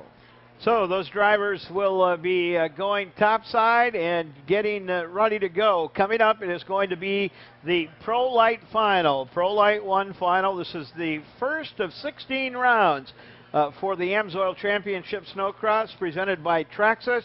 Of course, tomorrow will be round 2. Then we're off a couple of weeks, and we will be going to Bessemer, Michigan, as to rounds 3 and 4 coming up that first weekend in December. We hope that you'll make the trip over there. We've had an opportunity to talk to the folks from Bessemer. What a great racetrack that is, a demanding track that is just, it collected more people last year. It was a fun racetrack to watch, a great place to view races, and a lot of fun in that area. And again, as they said, their trails are going to open up this week. Take the sled out, ride a couple of days, pick up and stop by some of the races. It'll be a great, great time. Before we get too far ahead, I just want to thank and congratulate the people of this area, Spirit Mountain, Duluth, Superior, Proctor, Minnesota, the host city, for really doing a fantastic job. As we mentioned, challenging weather in the week leading up to it. We only got snow the night before this event started of any significance. They did a great job putting all the preparations. Now the snow is coming down, very helpful, but what an effort from the people here. Top notch, top to bottom, friendly people, working hard, putting it all together, making it a great event for everybody, including the fans. Well, you see him moving around back there. Now, the interesting thing when we talked about the Sport Open, we've seen a driver come out of number 11 qualifier, work his way through the field right from the get-go, found a hole, was able to make his way up to the front, and Jesse James Bonaduce went on to take the win in a very contested sport final. Now we're in Pro Lite. Do you think anybody can make it through from the back row here? Well, we got on the back row Carlson, Moeller, Watkinson, Sagan, and Byers. So, yeah, you never know. I wouldn't think so because that front row is pretty stacked right now. You know, the interesting thing is if you take and look at the points here, you had to have 6 points or less to qualify, meaning that you had to have, if you take and look at this first round, there's a 4th place and a 2nd. Let's take and look at the guys in the back row. Carlson in the first round took a 2nd. His 2nd round, he took a 4th, and he had to come through the LCQ. Then you take and look at Muller. Muller had a 1st and a 5th. Wasn't enough to get him into the final. He had to come through the LCQ. You look at a 5th and a 4th, a 3rd and a 5th. So really, you take and look at Muller. Muller had a problem in his 2nd round of qualifying. Otherwise, he was pretty strong. Here we go. It's Lemieux out in front. Jonas. Then it's Jake Scott on the outside. He's going to get pushed out. Let's watch him as they go back up the hill here. Hard to see. It's Lemieux, and that is Jonas working on the skidoo with those bright fluorescent yellow letters on it, who had a problem out in front. 173. Corey Watkinson, and he's back underway. Lemieux, your leader, as you watch him go across the Amsoil finish line. Right behind him is Jonas, then Jake Scott and Renard Alexander as they go back uphill again. Jake Scott's been in the mix all weekend as well on that 42 Polaris ride, so he's in 3rd right now and just a tick off of 2nd and even the lead, under a 2nd, so let's see if he can get in the mix again. Lincoln Lemieux showed us great speed earlier today, and he's continuing to dominate on that corner. He takes very tight turns and seems to have masterful control of that sled. There's your leader, 113, Lincoln Lemieux. He qualified number 1, won both of his firsts. And, of course, that's on the skidoo out of St. Johnsbury, Vermont. Jonas in 2nd, Jake Scott, Renew Alexandra right there. Just a slight lead for really separating the top 5 in this one. We're seeing a pretty good bunch of racers right now. We'll see if that starts to spread out just a little bit more. Leader's hanging in right there in 5th. He's been, you know, we've said his name quite a bit. And Carlson in the 6th spot. Also Stenberg, who had a good run earlier today. Now he moves up to 6th as Talifer drops back 1 spot. Lincoln Lemieux, he was the one to beat coming into this and showing from the very hole shot where he was able to get out and jump to the lead. He's the one to challenge, and I don't know if they're going to be able to get him barring some type of miscue in this heavy snow. We almost had 2 guys. Oh, there we had a misstep. We got one down. Yep, they're down in the corner there. Yep, who is the that? I believe it was Jake one Scott of the or skidoo drivers, but you know what? He didn't come off his sled to the point that he pulled the tether off, right. So he was able to keep his sled running, and he's back underway. I think it was Alexandra. We could find out as he comes back through. Lemieux still out in front as you watch him come across the finish line there. Somebody on the backside waving for them to move on the outside. Scoring says that Jake Scott's now in the lead and Jonas in 2nd, and Alexander's dropped to 3rd. Here they come. I don't know. That's Jonas. Yeah, there you go. Jonas in front. Scott. What happened to Lemieux? Scott's still holding out 2nd. I don't see him. I wonder if Lemieux wasn't the skidoo that had the problem back over in the corner here. It looked like it was behind him, and that it might have been Alexandra, but possibly it was Lemieux. Yeah, no, it was one of the skidoos, and it was one of the yellow skidoos, and that's what Lemieux rides. So it says he's in 8th right now. So Jonas is in 1st right now, leading the way. Jake Scott in 2nd. Renowned Alexandra, my apologies, thinking he was the one who was down. He was not. And Leaders is in 4th. And there's got to be something going on in the top part of the racetrack. I see a yellow waving up there. They're waving way back here, and we, you know, as we watch them come around, there's Lemieux right there. They're tending to somebody on the racetrack. We don't know who that was that had the problem. I wonder if it isn't Caven Benoit, because we haven't seen Caven come across the transponder line in quite some time. You know, and this is a part of the racetrack where some people have been really fast, you know, trying to get up into the corner. And now they can't take and jump. They've got supposed to keep their tracks and skis on the ground. And so they've got to be very cautious as they go through there so that they don't catch a black flag and need to fall back. Yeah, you know, it's safety for the downed rider. Very much it's so. Great to see that, and hopefully everyone respects that as well. Jonas started to extend his lead. It's over 2 seconds now. Jake Scott behind him, then Renaud Alexandra. Jonas going across that finish line on your There it monitors is. right there.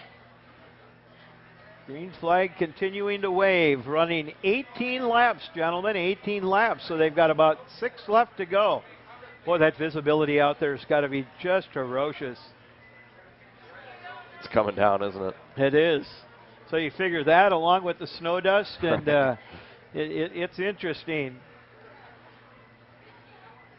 Flag still flying on the uphill. Yep, that battle there that you see, I'm not quite sure which one that is. It was one of the Skidoos and Polaris's. You know, the interesting thing, you take and look at the field guys. There's not an Arctic Cat in the final. Good point. So Nobody they're pointing them made away. it. Oh, there's the sled upside down. You can barely see it in the screen there. Right. There's your race leader, 115, Dave Jonas on the screen. This shot we've got here, I think, is that Lemieux trying to make up some ground again.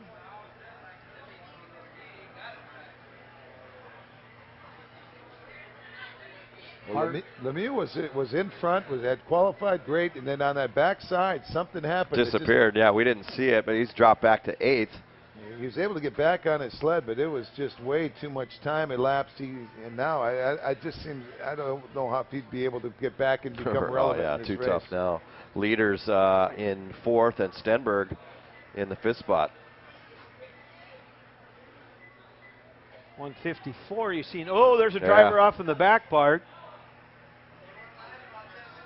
And again, with the heavy snow, you know that it's difficult to see who it may be. I mean, look at that shot right there. You can see how the ruts and how rough it is back there with the snow coming down. I mean, we can barely see him in our screen.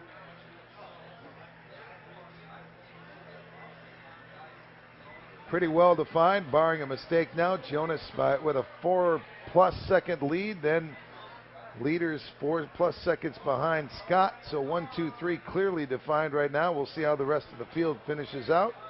Still a lot of possibilities of miscues out there with the snow coming down heavily. Boy, and as everybody starts getting spread out and we get lap traffic here and there, keeping an eye on the sleds as they come around here. Leaders up to 3rd now, guys. There's your race leader that went across. Just took the white flag, Dave Jonas. Jake Scott in 2nd as you see him going back up the uphill. And they switched to another driver there. I'm not quite sure who that is. Hard to pick up a number as they go back up the hill.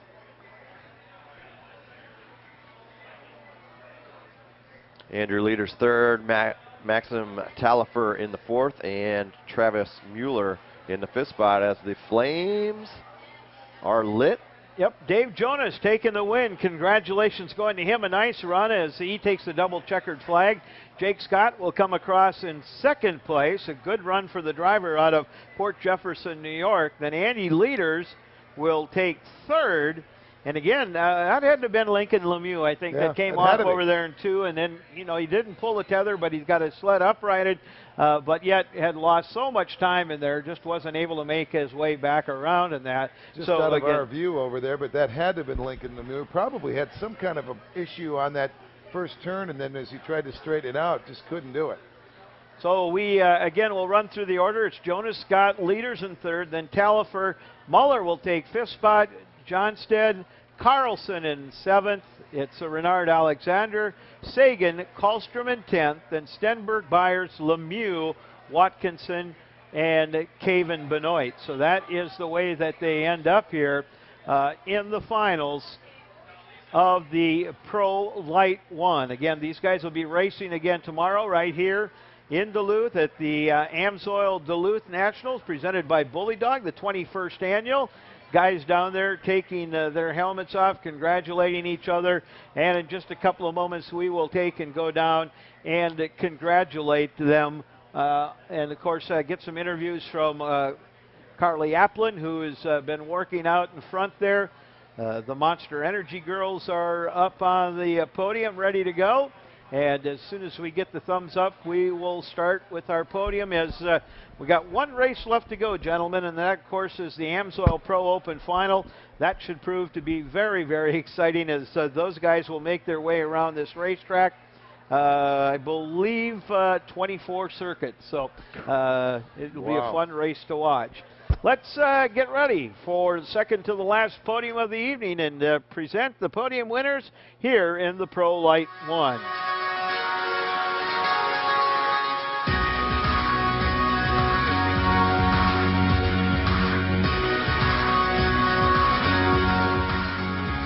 Well, here's the podium finishers. In third place, the driver qualified fourth. He's out of Colby, Wisconsin, racing for Polaris Industries.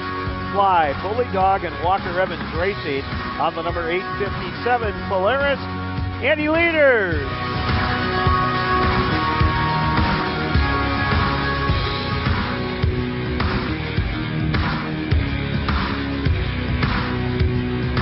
Your second place finisher, Anna Polaris out of Port Jefferson, New York, racing for Mystic Lubricants, Loctite, and Parts Unlimited.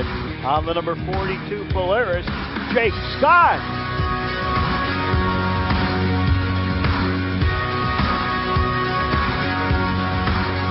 And your winner, traveled all the way from Cochrane, Ontario, racing for Royal Distributing, Skidoo FXR, Jane Hall Transport. He is on the number 115 Skidoo, your winner in the Pro Lite 1 Final. Again, we'll give it up for Dave Jonas.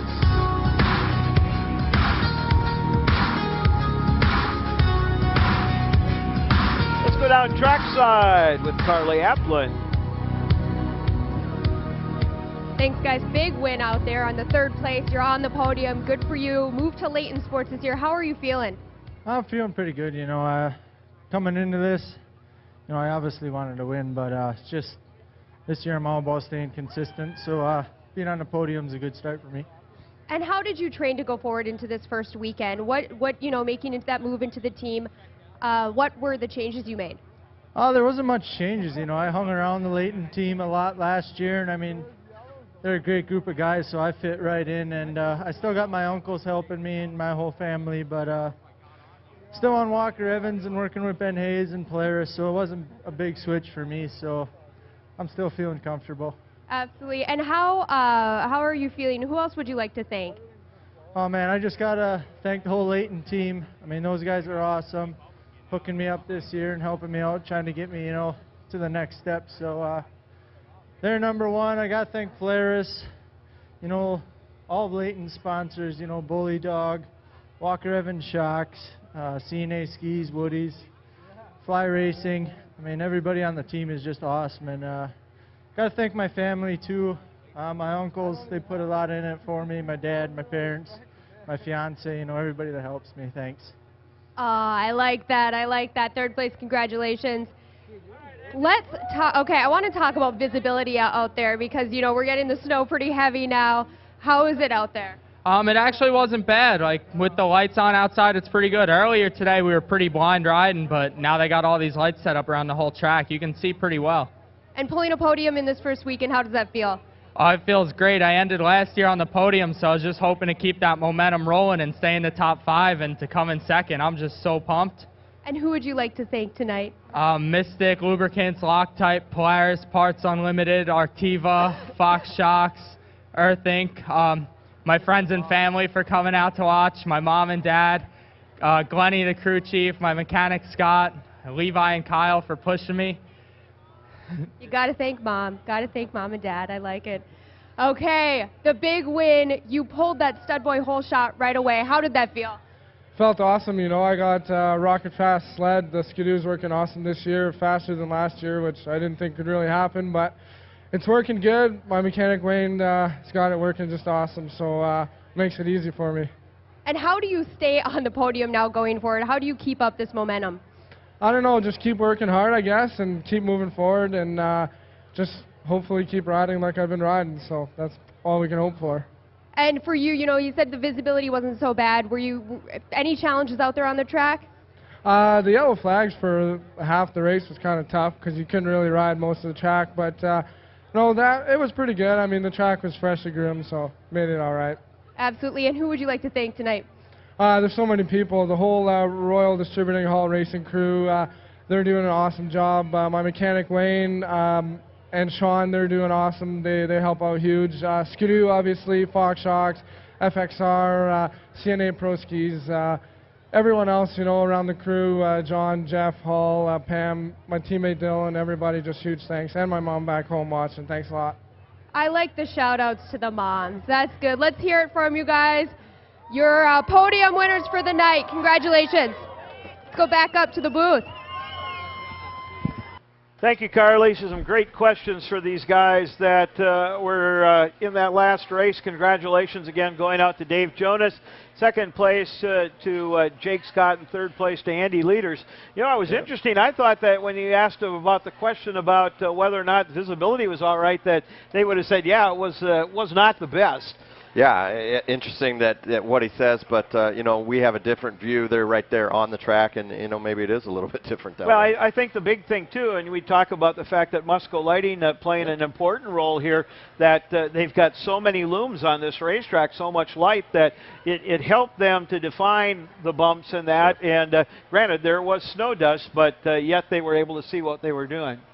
It is well lit. I mean, we've seen courses not lit this well, and very much so. And it's you know, I'm surprised that they've been able to handle this with the snow coming down as heavily as it is. But again, they're trained for this. This is what they want to do. This is what they need to. They know they need to be at the top of their game, and we're seeing it tonight. Well, we've got one race left to go. That is the big one. That is the Amsoil Pro Open final. The round one winner will be crowned here this evening, and of course those individuals will come back and race again tomorrow in the second round of the Amsoil Pro Open. Of course, all part of the Amsoil Championship Snocross Racing presented by Traxxas. That'll be coming up in a little bit. We're going to meet the drivers as we will introduce them on the tabletop, give you an opportunity to cheer for your favorite driver, and of course wave at them. So that's coming up here in just a couple of moments. Until then, let's again take and thank some of the great sponsors that we would like to thank from iSock Racing.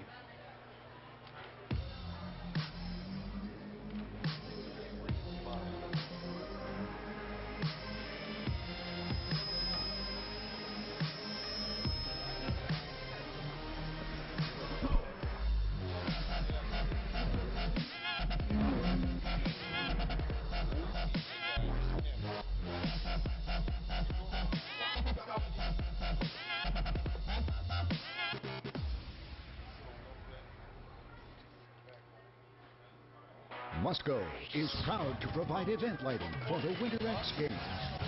When you want to light up a high-energy sports venue without lighting up your energy budget, call Musco Lighting. Yo. We make it happen. Who's doing that? Any engine. Any season. At home. At the track. Or on the trail. Amsoil, the first in synthetics. Hey, snowmobilers, have I got something for you? The 2013 Arctic Cats. They slice, they dice, they even make julienne fries. I'm kidding, of course, but just look at these marvels of engineering. Wow! Buy today, and you'll get this amazing snowmobile. Plus, Fox Shocks, a durable ARS front suspension, a tapered tunnel, and much, much more. So, don't delay. Act today. Get yours now. For the best deals of the season, go to arcticcat.com or see your dealer. Arctic Cat, share our passion. Take home all the excitement with Traxxas, the fastest name in radio control. Feel the power. Experience the speed. Waterproof electronics. Only Traxxas makes high-performance radio control so easy, fast, and fun. Visit Traxxas.com to find a retailer near you. Traxxas, the fastest name in radio control. When I was little, I wanted to grow up and help people. When I was young, I wanted to save lives. I wanted to make a difference in the world. When I was growing up, I wanted to serve my country. My name is Captain Chauncey Tarrant, Air Force physician. I'm Airman First Class Ashley Denton, Air Force firefighter. I am Lieutenant Colonel Gail Crawford, Air Force JAG. I'm Captain Cynthia Nogueras, and I'm an American Airman. Power is scary. Make your ride a bully. Bully Dog provides that power with amazing features not offered by anyone else. Big-time crazy power, improved fuel economy, multi-function gauges packed with features, power and drivetrain adjustability and customization. All these features in one product at one low price for gas and diesel vehicles. Make your ride a bully with Bully Dog. Visit bullydog.com. Well, they're lining up there and getting ready to go. Excuse me as I turn around here and push a button to get some things squared away. Jeremy Meyer stopping by the booth here real quick before we get going. Jeremy, of course, Amsoil kind enough to jump on board, and of course the Amsoil Pro Open. You got a couple of your sponsored drivers right up there in the front of the front row, but man, we've seen some great racing so far. Well, just the depth of the field, I think. What we see in Duluth this year is a lot of young guys that are coming out and trying to stake a name for them. Some of them are healthy, you know, like a Logie Christian, but then you got some of the big war horses up there up front, and it's gonna be a good race. And you got a little snow, and hey, we're all thinking about snowmobiling now, aren't we? Any favorites? Wrong guy to ask. I stopped answering that question a long time ago. Well, again, thank you so very much. I know you're going to be down helping with the presentation, handing out the trophies, and again, for everything that Amsoil does for the sport of snowcross racing, seriously, Jeremy, thank you so very much. I mean, you play a vital role in the success of where this sport has gone and where we hope to take it. Well, you know, to be successful in the snowmobile market, you need two things. You need snow, and you need some pretty good customers. And we got a lot of fans that are customers out here, so we want to thank them for coming out and braving the elements again tonight for the Amsoil Duluth National. Like we said before, it's in our backyard. We love being here. We're going to have a great race tonight. We're going to have a great day of racing tomorrow. So thank everybody for coming out, and let's have some fun. Thank you very much. Jeremy Meyer again joining us from Amsoil, and he will be jumping in and joining us every once in a while this weekend here in the booth. Well, ladies and gentlemen, as we get ready to go, we are down to the last race of the night. And these drivers are ready to go. There's no doubt about it. Right now you see 15 drivers, 15 combatants out there, and underneath those helmets they are very, very focused. They want to do one thing, get those machines fired up, and they want to get on this racetrack. So without further ado, let's meet the 15 combatants of the Amsoil Pro Open Final. Your number 15 qualifier is out of Ironwood, Michigan, racing for Mystic Lubricants, Loctite, and Polaris. On the number 324, his name, Kyle Pulling. Your number 14 qualifier is Kyle's teammate, again out of Longville, Minnesota, racing for Parts Unlimited and Red Bull. Give it up for the number 108, Luncheon Levi Lomali. Your number 13 qualifier out of Sweden, racing for Polaris Racing, Sportech, Artiva, and Best Western. On the number 52 Polaris, his name, Johan Liedman.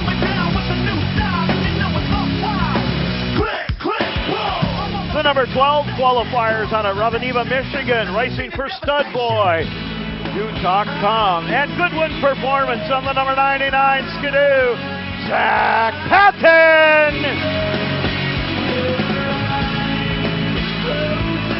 And your last qualifier in the back row out of Kenosha, Wisconsin, one of the rookies here in the pro class. He's racing for Polaris, Pertec, FXR, and Ergodyne. On the number 53 Polaris, his name, Cody Cam. What the hell is wrong with me? My mom and dad were perfect, but still you don't hit. We go back up to the front row and meet your top 10 qualifiers. Your number 10 qualifiers out of Stanchville, Minnesota, racing for Amsoil, the U.S. Air Force, and Rockstar Energy Drink. On the number 9 Skidoo, Aaron Mee.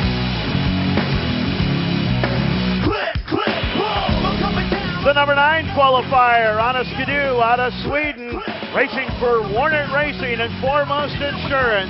The number 311 ride, Adam Reinheim.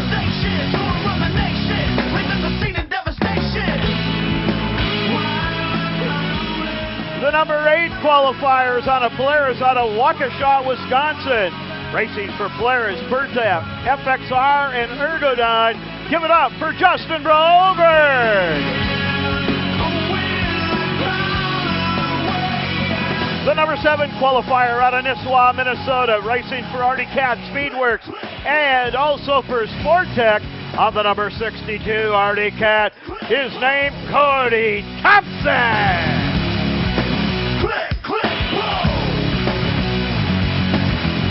The number 6 qualifier out of Fertile, Minnesota, racing for Drift Racing, stud boy Troy Lee Designs. On the number 43 Artie Cat, they call him Logie, Logan Christian. Let's go to your number 5 qualifier, the top 5s out of Sweden, racing for Jimmy John's Gourmet Sandwiches, Skidoo, Lucas Oil, and Boss Racing. On the 271 Skidoo, Petter Narsa. The number 4 qualifier, he's got $10,000 in his pocket, but would like a win tonight. Out of Burlington, Wisconsin, racing for DuPont, Chuck Link's Beef Jerky, Amsoil, and Polaris, Ross the Boss Martin.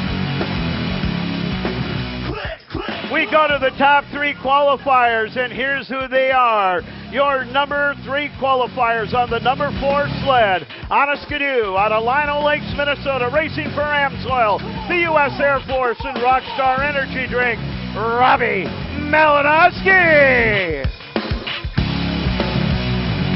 The number 2 qualifier on the Monster Energy Artie Cat, racing for Ram Trucks, Castle X Racewear, and Stud Boy. He on the number 68 Artie Cat T-Train, Tucker Hibbert. And your number 1 qualifier, the defending champion, out of Quebec, Canada, racing for Amsoil, the U.S. Air Force, and Rockstar Energy Drink. On the number 11 Skidoo, will he keep the red plate? We'll soon find out. Give it up for your number 1 qualifier, Tim Tremblay.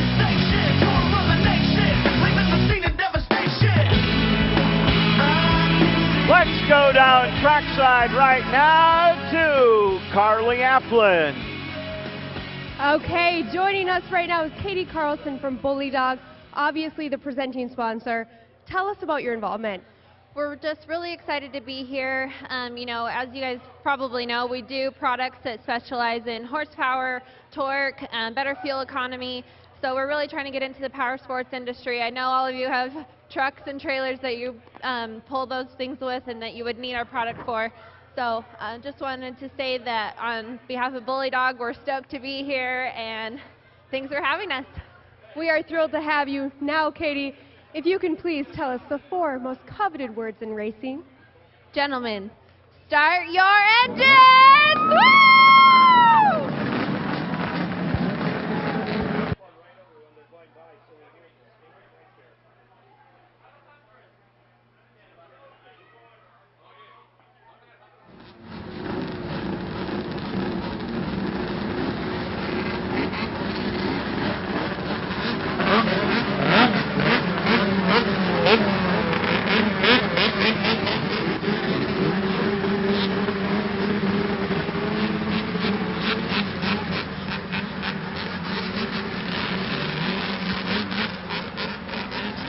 Gentlemen, I tell you what, you've seen 15 drivers getting ready to go racing. They're going to go back up. It'll take them a few minutes to get organized on the top part of the racetrack.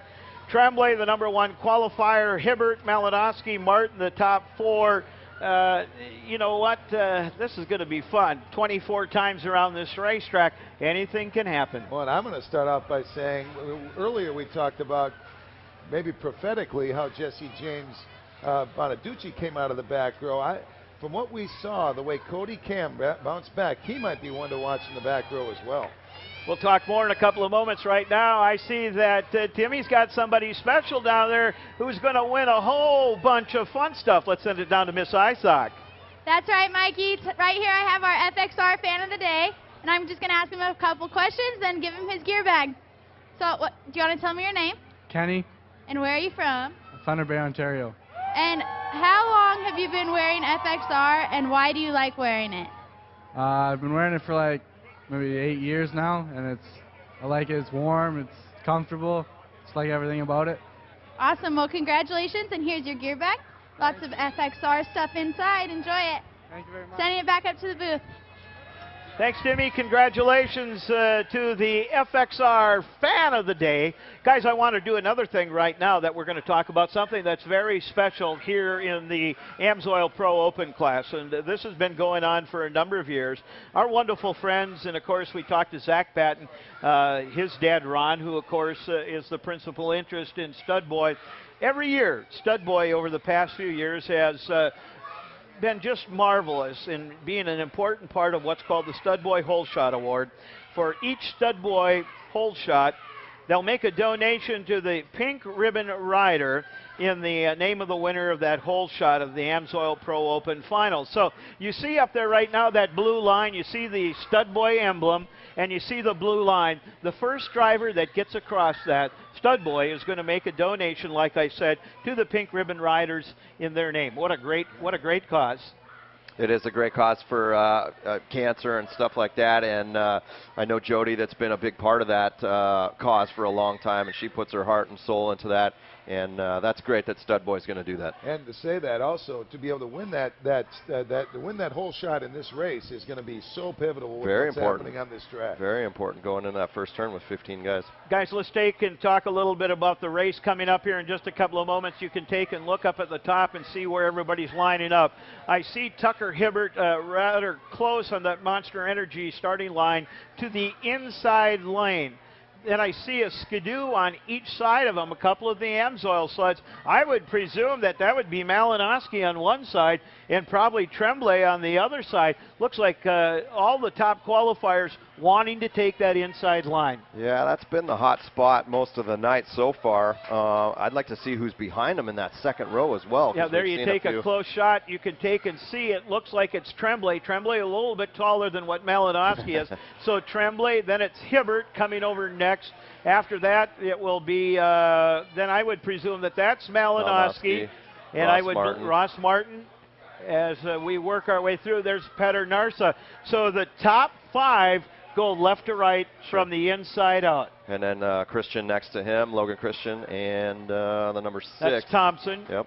Cody Thompson. You know who I might have as my sleeper is right there, the 168, Justin Broberg. I'm not calling him that sled wants to take off. He's ready to go. I'm not calling him for a win, but he's been pretty solid so far this weekend. I might have him, a sleeper as maybe a surprise podium or something like that. Let's see if our cameraman can get a shot in the back. If we can see who's in that back row, those guys would be. I'd like to see where Cody Cam is, and if you look way to the left, that's a Pertec label that's on that windshield of the sled, right behind where we would see Tucker Hibbert and those guys. So Cody taking an inside line too. Yep, and he's familiar with that style of racing and that second row. He's usually on the front row, but that second row inside, maybe he used that to his advantage. Guys, they're getting the order for the crew chiefs to step back. Everybody is ready to go. The sleds are started. They're warming them up. You can probably, if we had a microphone up here, you'd hear the stutter buttons trying to get some heat built up in those pipes and that. We're going 24 laps. This is anybody's race. It's wide open. The big thing is that everybody understands to make it down this hill safely the first time and get sorted out. But it's a long, long race. They've got some tough conditions to see in. It's going to be hard for us to watch up here and to spot them. And we're just about ready to go green, guys. Yep, they're all set. It looks like everyone is ready to go. Here we go. And I'm sure we'll hear from somebody on the other side of the curtain here who won the Stud Boy Hole Shot Award in just a couple of moments. That, of course, the donation to Pink Ribbon Riders. Just about ready to go under starters orders. Here we go. We're green, the first final of the year in the Amsoil Pro Open. And it looked like Malinowski probably took the hole shot award. Look at Robbie Malinowski. You know what? This is kind of their home track. He's going, I want out early. Who got tied together? Where is that? I seen a couple of sleds, but right there. Oh, and you talked about Broberg. He had some problems right from the start. Look at that, huh? Let's go back up front, set up the order as they come down. Malinowski out in front, looking very strong. Then it's Martin behind him, Tremblay in third, Cody Cam in fourth spot. Yep, came out of the gate. I don't know where he came out of the gate, but he's in fourth on this second lap. Now let's watch Martin come off the jump and see if he can gain any ground on Malinowski. Yeah, remember, he's going long off these jumps. I see Hibbert's moved up to fifth right behind Cam, too. Right, and he's behind one of his teammates from Artie Cat. That's Cody Thompson. Those two guys have practiced a lot together. Robbie Malinowski works his way through the top part. Right on his heels is Martin. Let's see if he can get him on the jump. Oh! Aaron, that triple out. Cuts back underneath. And cuts underneath, no, looking for the can't lead. Make it stick, but They're I'll tell you what. side by side up the hill, though, Mike. That's a wake-up. That's a wake-up call for Robbie Malinowski. Actually, Robbie did it the first lap, so let's see if he does it this time. He's going to need to do it, or else Ross is They're all going to look for the same piece of real estate. Watch this finish, guys. Worried. Watch this finish there line. He's got him. Ross airs it out into the lead. Malinowski back underneath. Robbie's got that. And I tell you what, Ross, he almost had that sled on its side the way he was trying to edge it. And Martin moves back up front. Robbie's got that turn dialed, but it didn't stick that time. Ross Martin. Boy, what great racing. Let's go. And see how Malinowski follows him that time. Triples out. All weekend long, Ross Martin has been fearless off the and he's just continuing it tonight here in the final. Tremblay's up to third. Hibbert gets around Cody Cam for fourth so far. Cam's in fifth, and Thompson in the sixth spot. Then it would be the Warner racer Adam Reinheim in seventh, Patton, Narsa, and Christian. Those are your top 10. Keep an eye on Hibbert right now. He looks real aggressive, and he's all over the tail of Tremblay going up the hill. Yeah, camera shot staying on that battle between Tucker Hibbert and Tim Tremblay as those guys both go up. Here comes Hibbert underneath. He's got the white skis there. Did he make the pass? No, he did not. Tremblay held him off. Look at Hibbert. Hibbert gaining ground as they go over the flyaway. Down into the corner. Around and Tucker works the outside. Tremblay cut him off. Tremblay parked him a little bit. Tucker had to kind of touch the brakes a couple of times. But he carries a little more speed. I think he got him at the top of the hill now. We'll watch him as they come back through. No, he did not. He still hasn't. It's still Tremblay in the third spot. Hibbert trying to get on the podium. Now they're starting to get into some lap traffic as we're about 9 or 10 laps into this race. And Martin is starting to extend his lead. 3 seconds already. This looks like it's a Ross Martin weekend. If these guys can't do something to cut into that lead. This is the race to watch right here, though. This is a battle. Here comes T-Train across the finish line. Trying to find a line that Tremblay is not taking, but the big, strong Canadian driver out of Quebec, Canada, holding on to third place. And Hibbert bumps. Yeah, I think he just touched him, and most of the time when you touch somebody from behind, you are the loser. No doubt about that. Well, you lose time, absolutely. Still watching that battle between 3 and 4, and there's Malinowski going uphill. Tremblay making up some ground on his teammate. That could be a battle here before long. True, I see that coming, developing too, yeah. And right there, here comes Hibbert outside. Tucker again. Now he goes way outside. I'm surprised Tucker hasn't tried that triple that Ross has been doing. There's the 42. He's airing that thing out, but he's down a ways. That'd be it's Cody Thompson on the 62. Oh, I'm sorry. Yeah, right. Well, this is a good battle here. There is Malinowski sitting in second. As we indicated, Ross Martin is your race leader. He is checked out. He is almost 3.5 seconds ahead of everyone here. But we really have some battles in the field for second, third, and fourth. Boy, Tucker wants to get on that podium so bad, and Tremblay's doing everything he can to hold him off. What he's going to hope for is that Malinowski stalls up or, holds up Tremblay a little bit, and then he's going to try to make a move somewhere, either outside or inside somewhere. Yeah, but there's over a second and a half behind Malinowski and Tremblay right now, too. So, I mean, they got their hands full. Of course, somebody got their hand in there having a problem. That's Kyle Pauline as he went across as we go back up and watch Malinowski go back up the uphill. Ross just had a little trouble on that finish line. He kind of short jumped it and kind of bobbed his head off the bars there. Yeah, he did. He lost about 0.6 of a second on that last circuit Watch this here. next lap because he had trouble going up the hill too. That was on the uphill that we seen him where he bobbled, correct. That's one of the problems when you don't feel somebody right on you. You lose a little bit of your edge. It can happen. He had a 2.7. Now it's down to 2.1, but still pretty comfortable. Martin still has the jump. He, Yes, he has the control. And this race is his unless he's not unable to find a way to hold on, unless Malinowski can make a big move soon. Watch them as they come across. There is Tremblay. Tucker's still trying to run him down, but just not able to find the line. Boy, Tucker is just searching all over for lines too. He's been coming shallow, going out deep, just can't find it. He actually lost some time there too to Tremblay. There's Tremblay. He's currently in third. Ross Martin is your race leader. Look who's closing on Ross. I know it. I was going to say he's down to about 1.7 seconds, and they still got 6 laps to go. I saw Ross bump his head off the bars a few laps ago, and I wonder if something's going on there. I'm not Malinowski about a half second a lap faster than what Ross has been the last couple of circuits here. See, Ross is doubling in this finish line jump where he was tripling it earlier, and he was comfortable. We talked about that triple, and now he's in the lap traffic, and he's doubling that thing, but he's overshooting the double. Well, you watch him as he goes uphill here, just about to the top. As we watch 3, 4, and 5, that's Tremblay, Hibbert, Cody Thompson, and Cam make his way up towards the back part of the racetrack. Malinowski actually lost a little time there. They were at 1.3. Now he's at 1.8. 1.8, yeah. Lap 20, about 4 circuits left to go around this racetrack. Oh, I think he's off. Tucker on the uphill. He flew off his... There you see a sled. I don't know if it is. Yeah, I'm pretty sure that's what Hibbert. We're hearing. Tucker Hibbert he off got on the loose. back part of the racetrack. Well, that gives Tremblay some breathing room, no doubt, because Cody Cam was about 9 seconds behind Tucker. Tucker back on his sled. And he comes across in 5th, so he only actually lost a position or 2 there.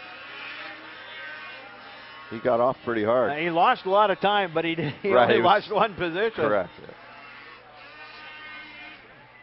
Watch Martin and Malinowski up the backstretch. Martin just about to the top of the...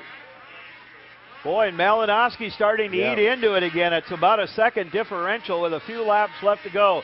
2 laps left to go. 2 to go. And while Malinowski seems to be gaining more poise, more confidence, Martin, you got to wonder if if he hit his head on the bar, something is not. He's not showing the same confidence he did. I'm watching him up. Well, there you go. He's casing some. Yeah, Malinowski's on him now. Yeah. That was 1-1 last time by. White flag will come out. Let's see what he's got. Here comes, and Ross looks like he's slowing down. What was Look at that all about? Malinowski. What was that all about? He looked back at him. Something's up with Ross for sure. Something's going on with his Malinowski is pulling away. Ross's sled is in big trouble right now. Yep, boy, I'll tell you what, he's going to have work to hold on to a podium. And they are just passing by him left and right. Let's see. Man, that's a story that we want to get on down there to try to find out what happened. Checkered flag out. Malinowski will take the win. Where does Martin end up? Does he end up on the podium? They have him as second. Well, I can't believe that there were so many people that were getting by him, but it could have been lap It could have been traffic. lappers. Sure. I thought Tremblay got him. Interesting. We got to find out what's on. I mean, he just putted across the finish line here on the final lap. Looks like he still did make the podium, though. However, he did they show a second. Something down the stretch. Interesting. Well, we know that routes. We're hearing from trackside that Ross Martin sled started to go away, that he may have had a motor that let loose. So that is something that we'll follow up on. You see him as he's going back up, and we'll see who all stops up here. We're going to check with the scoring folks to make sure that we've got the official order, but we know that Malinowski did take the win. A great run for him. And of course, you know, this Steve Schering calls this his home track. I mean, he lives just north of here. It's where he's got his company, where he's got the shop, where he's got Planet X and that. This is the race that he likes to win for a number of different reasons. One is that it's his home. The other is that it's the beginning of the year. I saw him update the scoring, and it still shows Ross in second. Malinowski with the win. Martin, this is unofficial too. Martin in second. Tremblay finishing third. Cody Thompson moving up to fourth there. Hibbert, fifth. Cody Cam, pretty solid ride in sixth. Logan Christian. Darren Meese in eighth. Adam Reinheim in ninth. Peter Narsa in 10th. Finishing out the field, Zach Patton, Justin Broberg, Levi LaValle, Johan Liedman, Kyle Pauline. As we finish up the field, the fireworks going off, celebrating a somewhat mysterious end, as Ross Martin seemed like he had this race pretty much in hand, and then something happened in that last lap, right in that last lap or last laps, to allow Robbie Malinowski, who to his credit was always in the thick of it, and found a way to be in the mix and get the victory.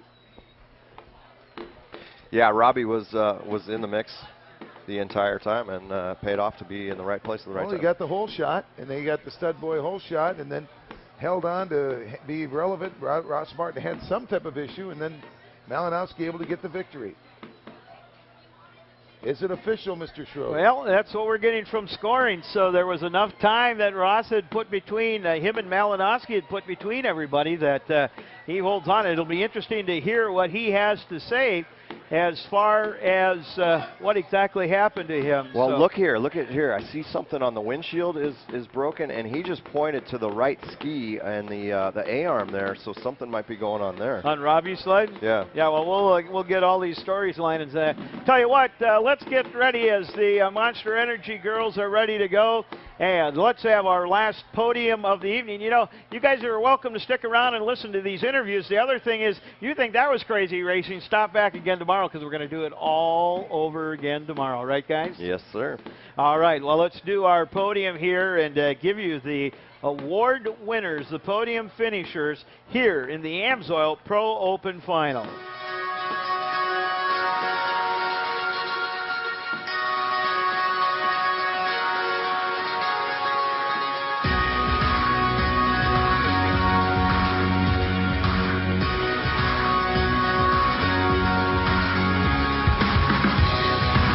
Well, some great racing that you've seen here this weekend, today, and it'll all take place again tomorrow here at the Amsoil Duluth Nationals presented by Bully Dog.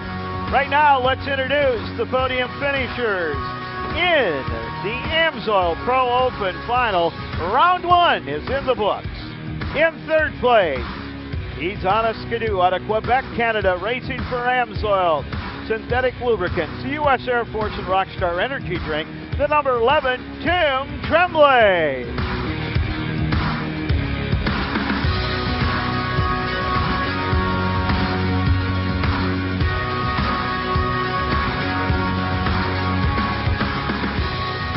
Your second place finisher out of Burlington, Wisconsin, racing for DuPont, Jack Link's Beef Jerky and Amsoil, on the number 837 Polaris. Give it up for Ross Martin.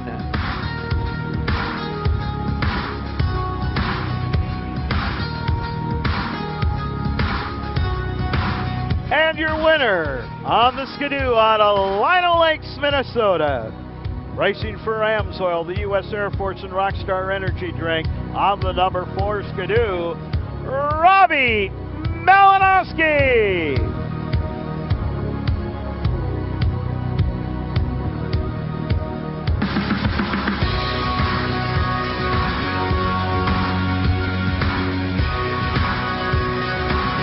Let's go down trackside, as I'm sure she's got some great questions for these racers and talk to Carly Applin.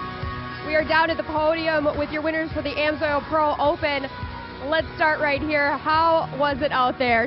Take us through the last few laps.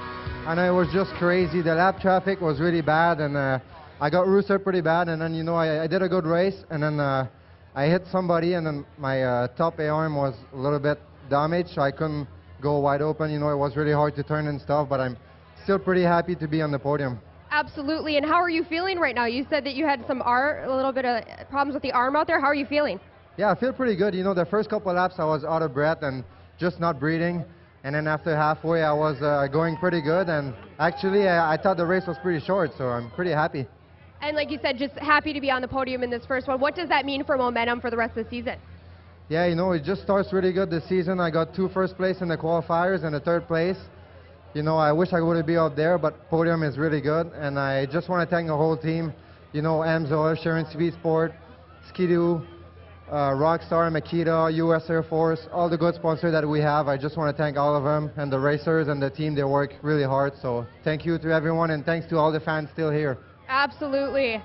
And let's go over to Ross Martin. Okay, you got to take us through those last few laps. I don't want to, no. I'm kidding. I just took on a bunch of snow from the other sleds, and my sled started running on 1 cylinder. I was super happy just to be able to finish the race. It was pretty close. I mean, coming down the finish line straightaway, it started slowing down and barely made it over that thing. We were talking traffic out there. That was maybe, like you said, an issue for you out there. Yeah, traffic was terrible. I mean, it was like we come and lap a couple people, and it's like, all right, they're out of the way, but it wasn't 2 laps later, you're lapping them again. I know you always want first, but second. Good to be on the podium again, right? Yeah, it's great to be here, man. I couldn't have done it without my team, Jack Links, Amsoil, DuPont, Polaris, Motorfist, everyone that got me up here. We're on our way to matching last year, but I wanted to beat it. Okay, but you got the 10,000 last night with the Dominator, so come on. Yeah, I can't complain, that's for sure. Absolutely. Okay, let's go to our winner who's got their Rockstar out there. I like that. I like that. Okay. Also, a winner from last year on the Saturday. Yeah. Big winner there. How does it feel to get that again? Oh, it feels great. I kind of got a gift from Ross there with his sled going down, but you know what, the Ski-Doos ran strong, and we were able to take the first, and just really pumped to be back up here again. And of course, Steve Shearing and the whole team, Amsoil, Rockstar, Makita, Traxxas, Ski-Doo, U.S. Air Force, Climb, Fox Shocks, everybody just kicking butt for us, and here we are, 2 up on the podium. And getting the stud boy hole shot, how does that feel? I mean, that really sets you up, right? Yeah, for sure. I always work hard on my starts, and it paid off today. And tight track like this, it's all about a start. And when Ross went by me, it was like, oh my God, I can't believe I let him pass me again. And he was just ripping, but got to reel him back in, and then got, of course, the gift that with his sled going down. But you know what? I'll take it either way. It was a lot of fun, and thanks to all you fans for coming out. And we talk about momentum, how you keep this up now going into, tomorrow and the rest of the season. Yeah, for sure. Duluth is a tough race because you can lose the championship in one race or one weekend, but you can also set yourself up pretty good and get on a roll. So, take a win, and that's a perfect way to start the season. And anyone else you want to thank tonight before we head out? My wife, my family, everyone, kids, mom and dad watching, everybody that cheers me on, and all those naysayers that said I couldn't win again, Oh, okay. Well, congratulations to the Amsoil Pro Open winners. Now we're going to go back up to the booth. We have a lot more coming tomorrow, Sunday. Stick with us, and we'll see you tomorrow. Oh, thank you so much, Carly Applin. Good to hear the story. Now we've learned what happened. Suck some snow in, huh? Just on 1 cylinder for probably, I would anticipate the way it played out, a lap, maybe a lap and a half. Say 2 laps, yeah.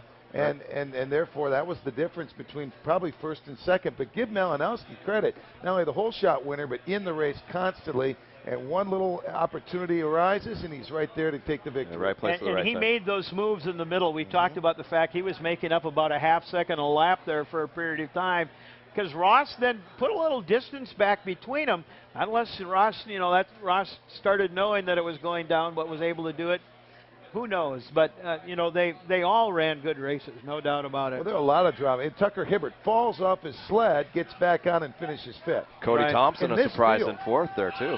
And Cody Cam was very, very relevant from the back row. Still ended up being having a very, very respectable 6th place finish. I see here on the screen Ross Martin with the fastest time at a 21.350, and he was checking out there. That was lap 6 early on when he point. was Early extending and building his lead. Well, it's when both him and Cody were going huge, tripling up down in the corner when they were doing battle. But he stopped tripling about midway through that race. I thought that might have been when the problem started, but who knows? It might have been a slow evolving process, but he was, as he mentioned, on one cylinder for at least a lap and a half or two. Gentlemen, closing comments. Great racing today. After that, the guy can hardly wait till tomorrow, right? Oh, yeah. I mean, that's about as good as it gets. I mean, we saw, you know, even the weather. What a pretty picture as the snow falls as we have the finals of tonight. I'm looking forward to tomorrow and another great day of racing. We're gonna get some more snow overnight. It looks like a good layer of snow. They'll do some more grooming. And they're gonna make some snow too. Yeah, and the track will be completely different tomorrow. We got a full day tomorrow. I can't wait. Great, guys. Thank you so very much, Mike Woodley, Dave, of course, Derringer. Working with us here this weekend. We want to remind everybody that we start racing tomorrow morning at 8:55, so that we invite you to day 3, of course, of the Amsoil Duluth Nationals presented by Bully Dog. The opening ceremony will be at 12 noon, so you're aware that racing starting again 8:55, and of course the opening ceremony, as I indicated, at 12 noon. This has all been part of the Amsoil Championship Snocross presented by Traxxas. We've got round 1 of 16 in the book. If this is a prelude to what we're going to see this year, boy, it's going to be a fun season, no doubt about that. We've seen some great racing all day long, and we're looking forward to that tomorrow, too. So, once again, for everybody up here in the booth, and, of course, Carly Applin and Miss Isock, Timmy Layton doing a great job outside. We want to thank you so very much for joining us. Those of you that are over in Sweden, well, I've got about 8 o'clock, which means it's about 4 o'clock in the morning. Good morning to you. Hope that you are enjoying our stream to the world across the World Wide Web, and that you'll join us again tomorrow. On behalf of all the ISOC staff, thank you so very much. Day 2 of the Amsoil Championship Snocross Series, presented by Traxxas, comes to you tomorrow. Thanks again. Take care. Good night.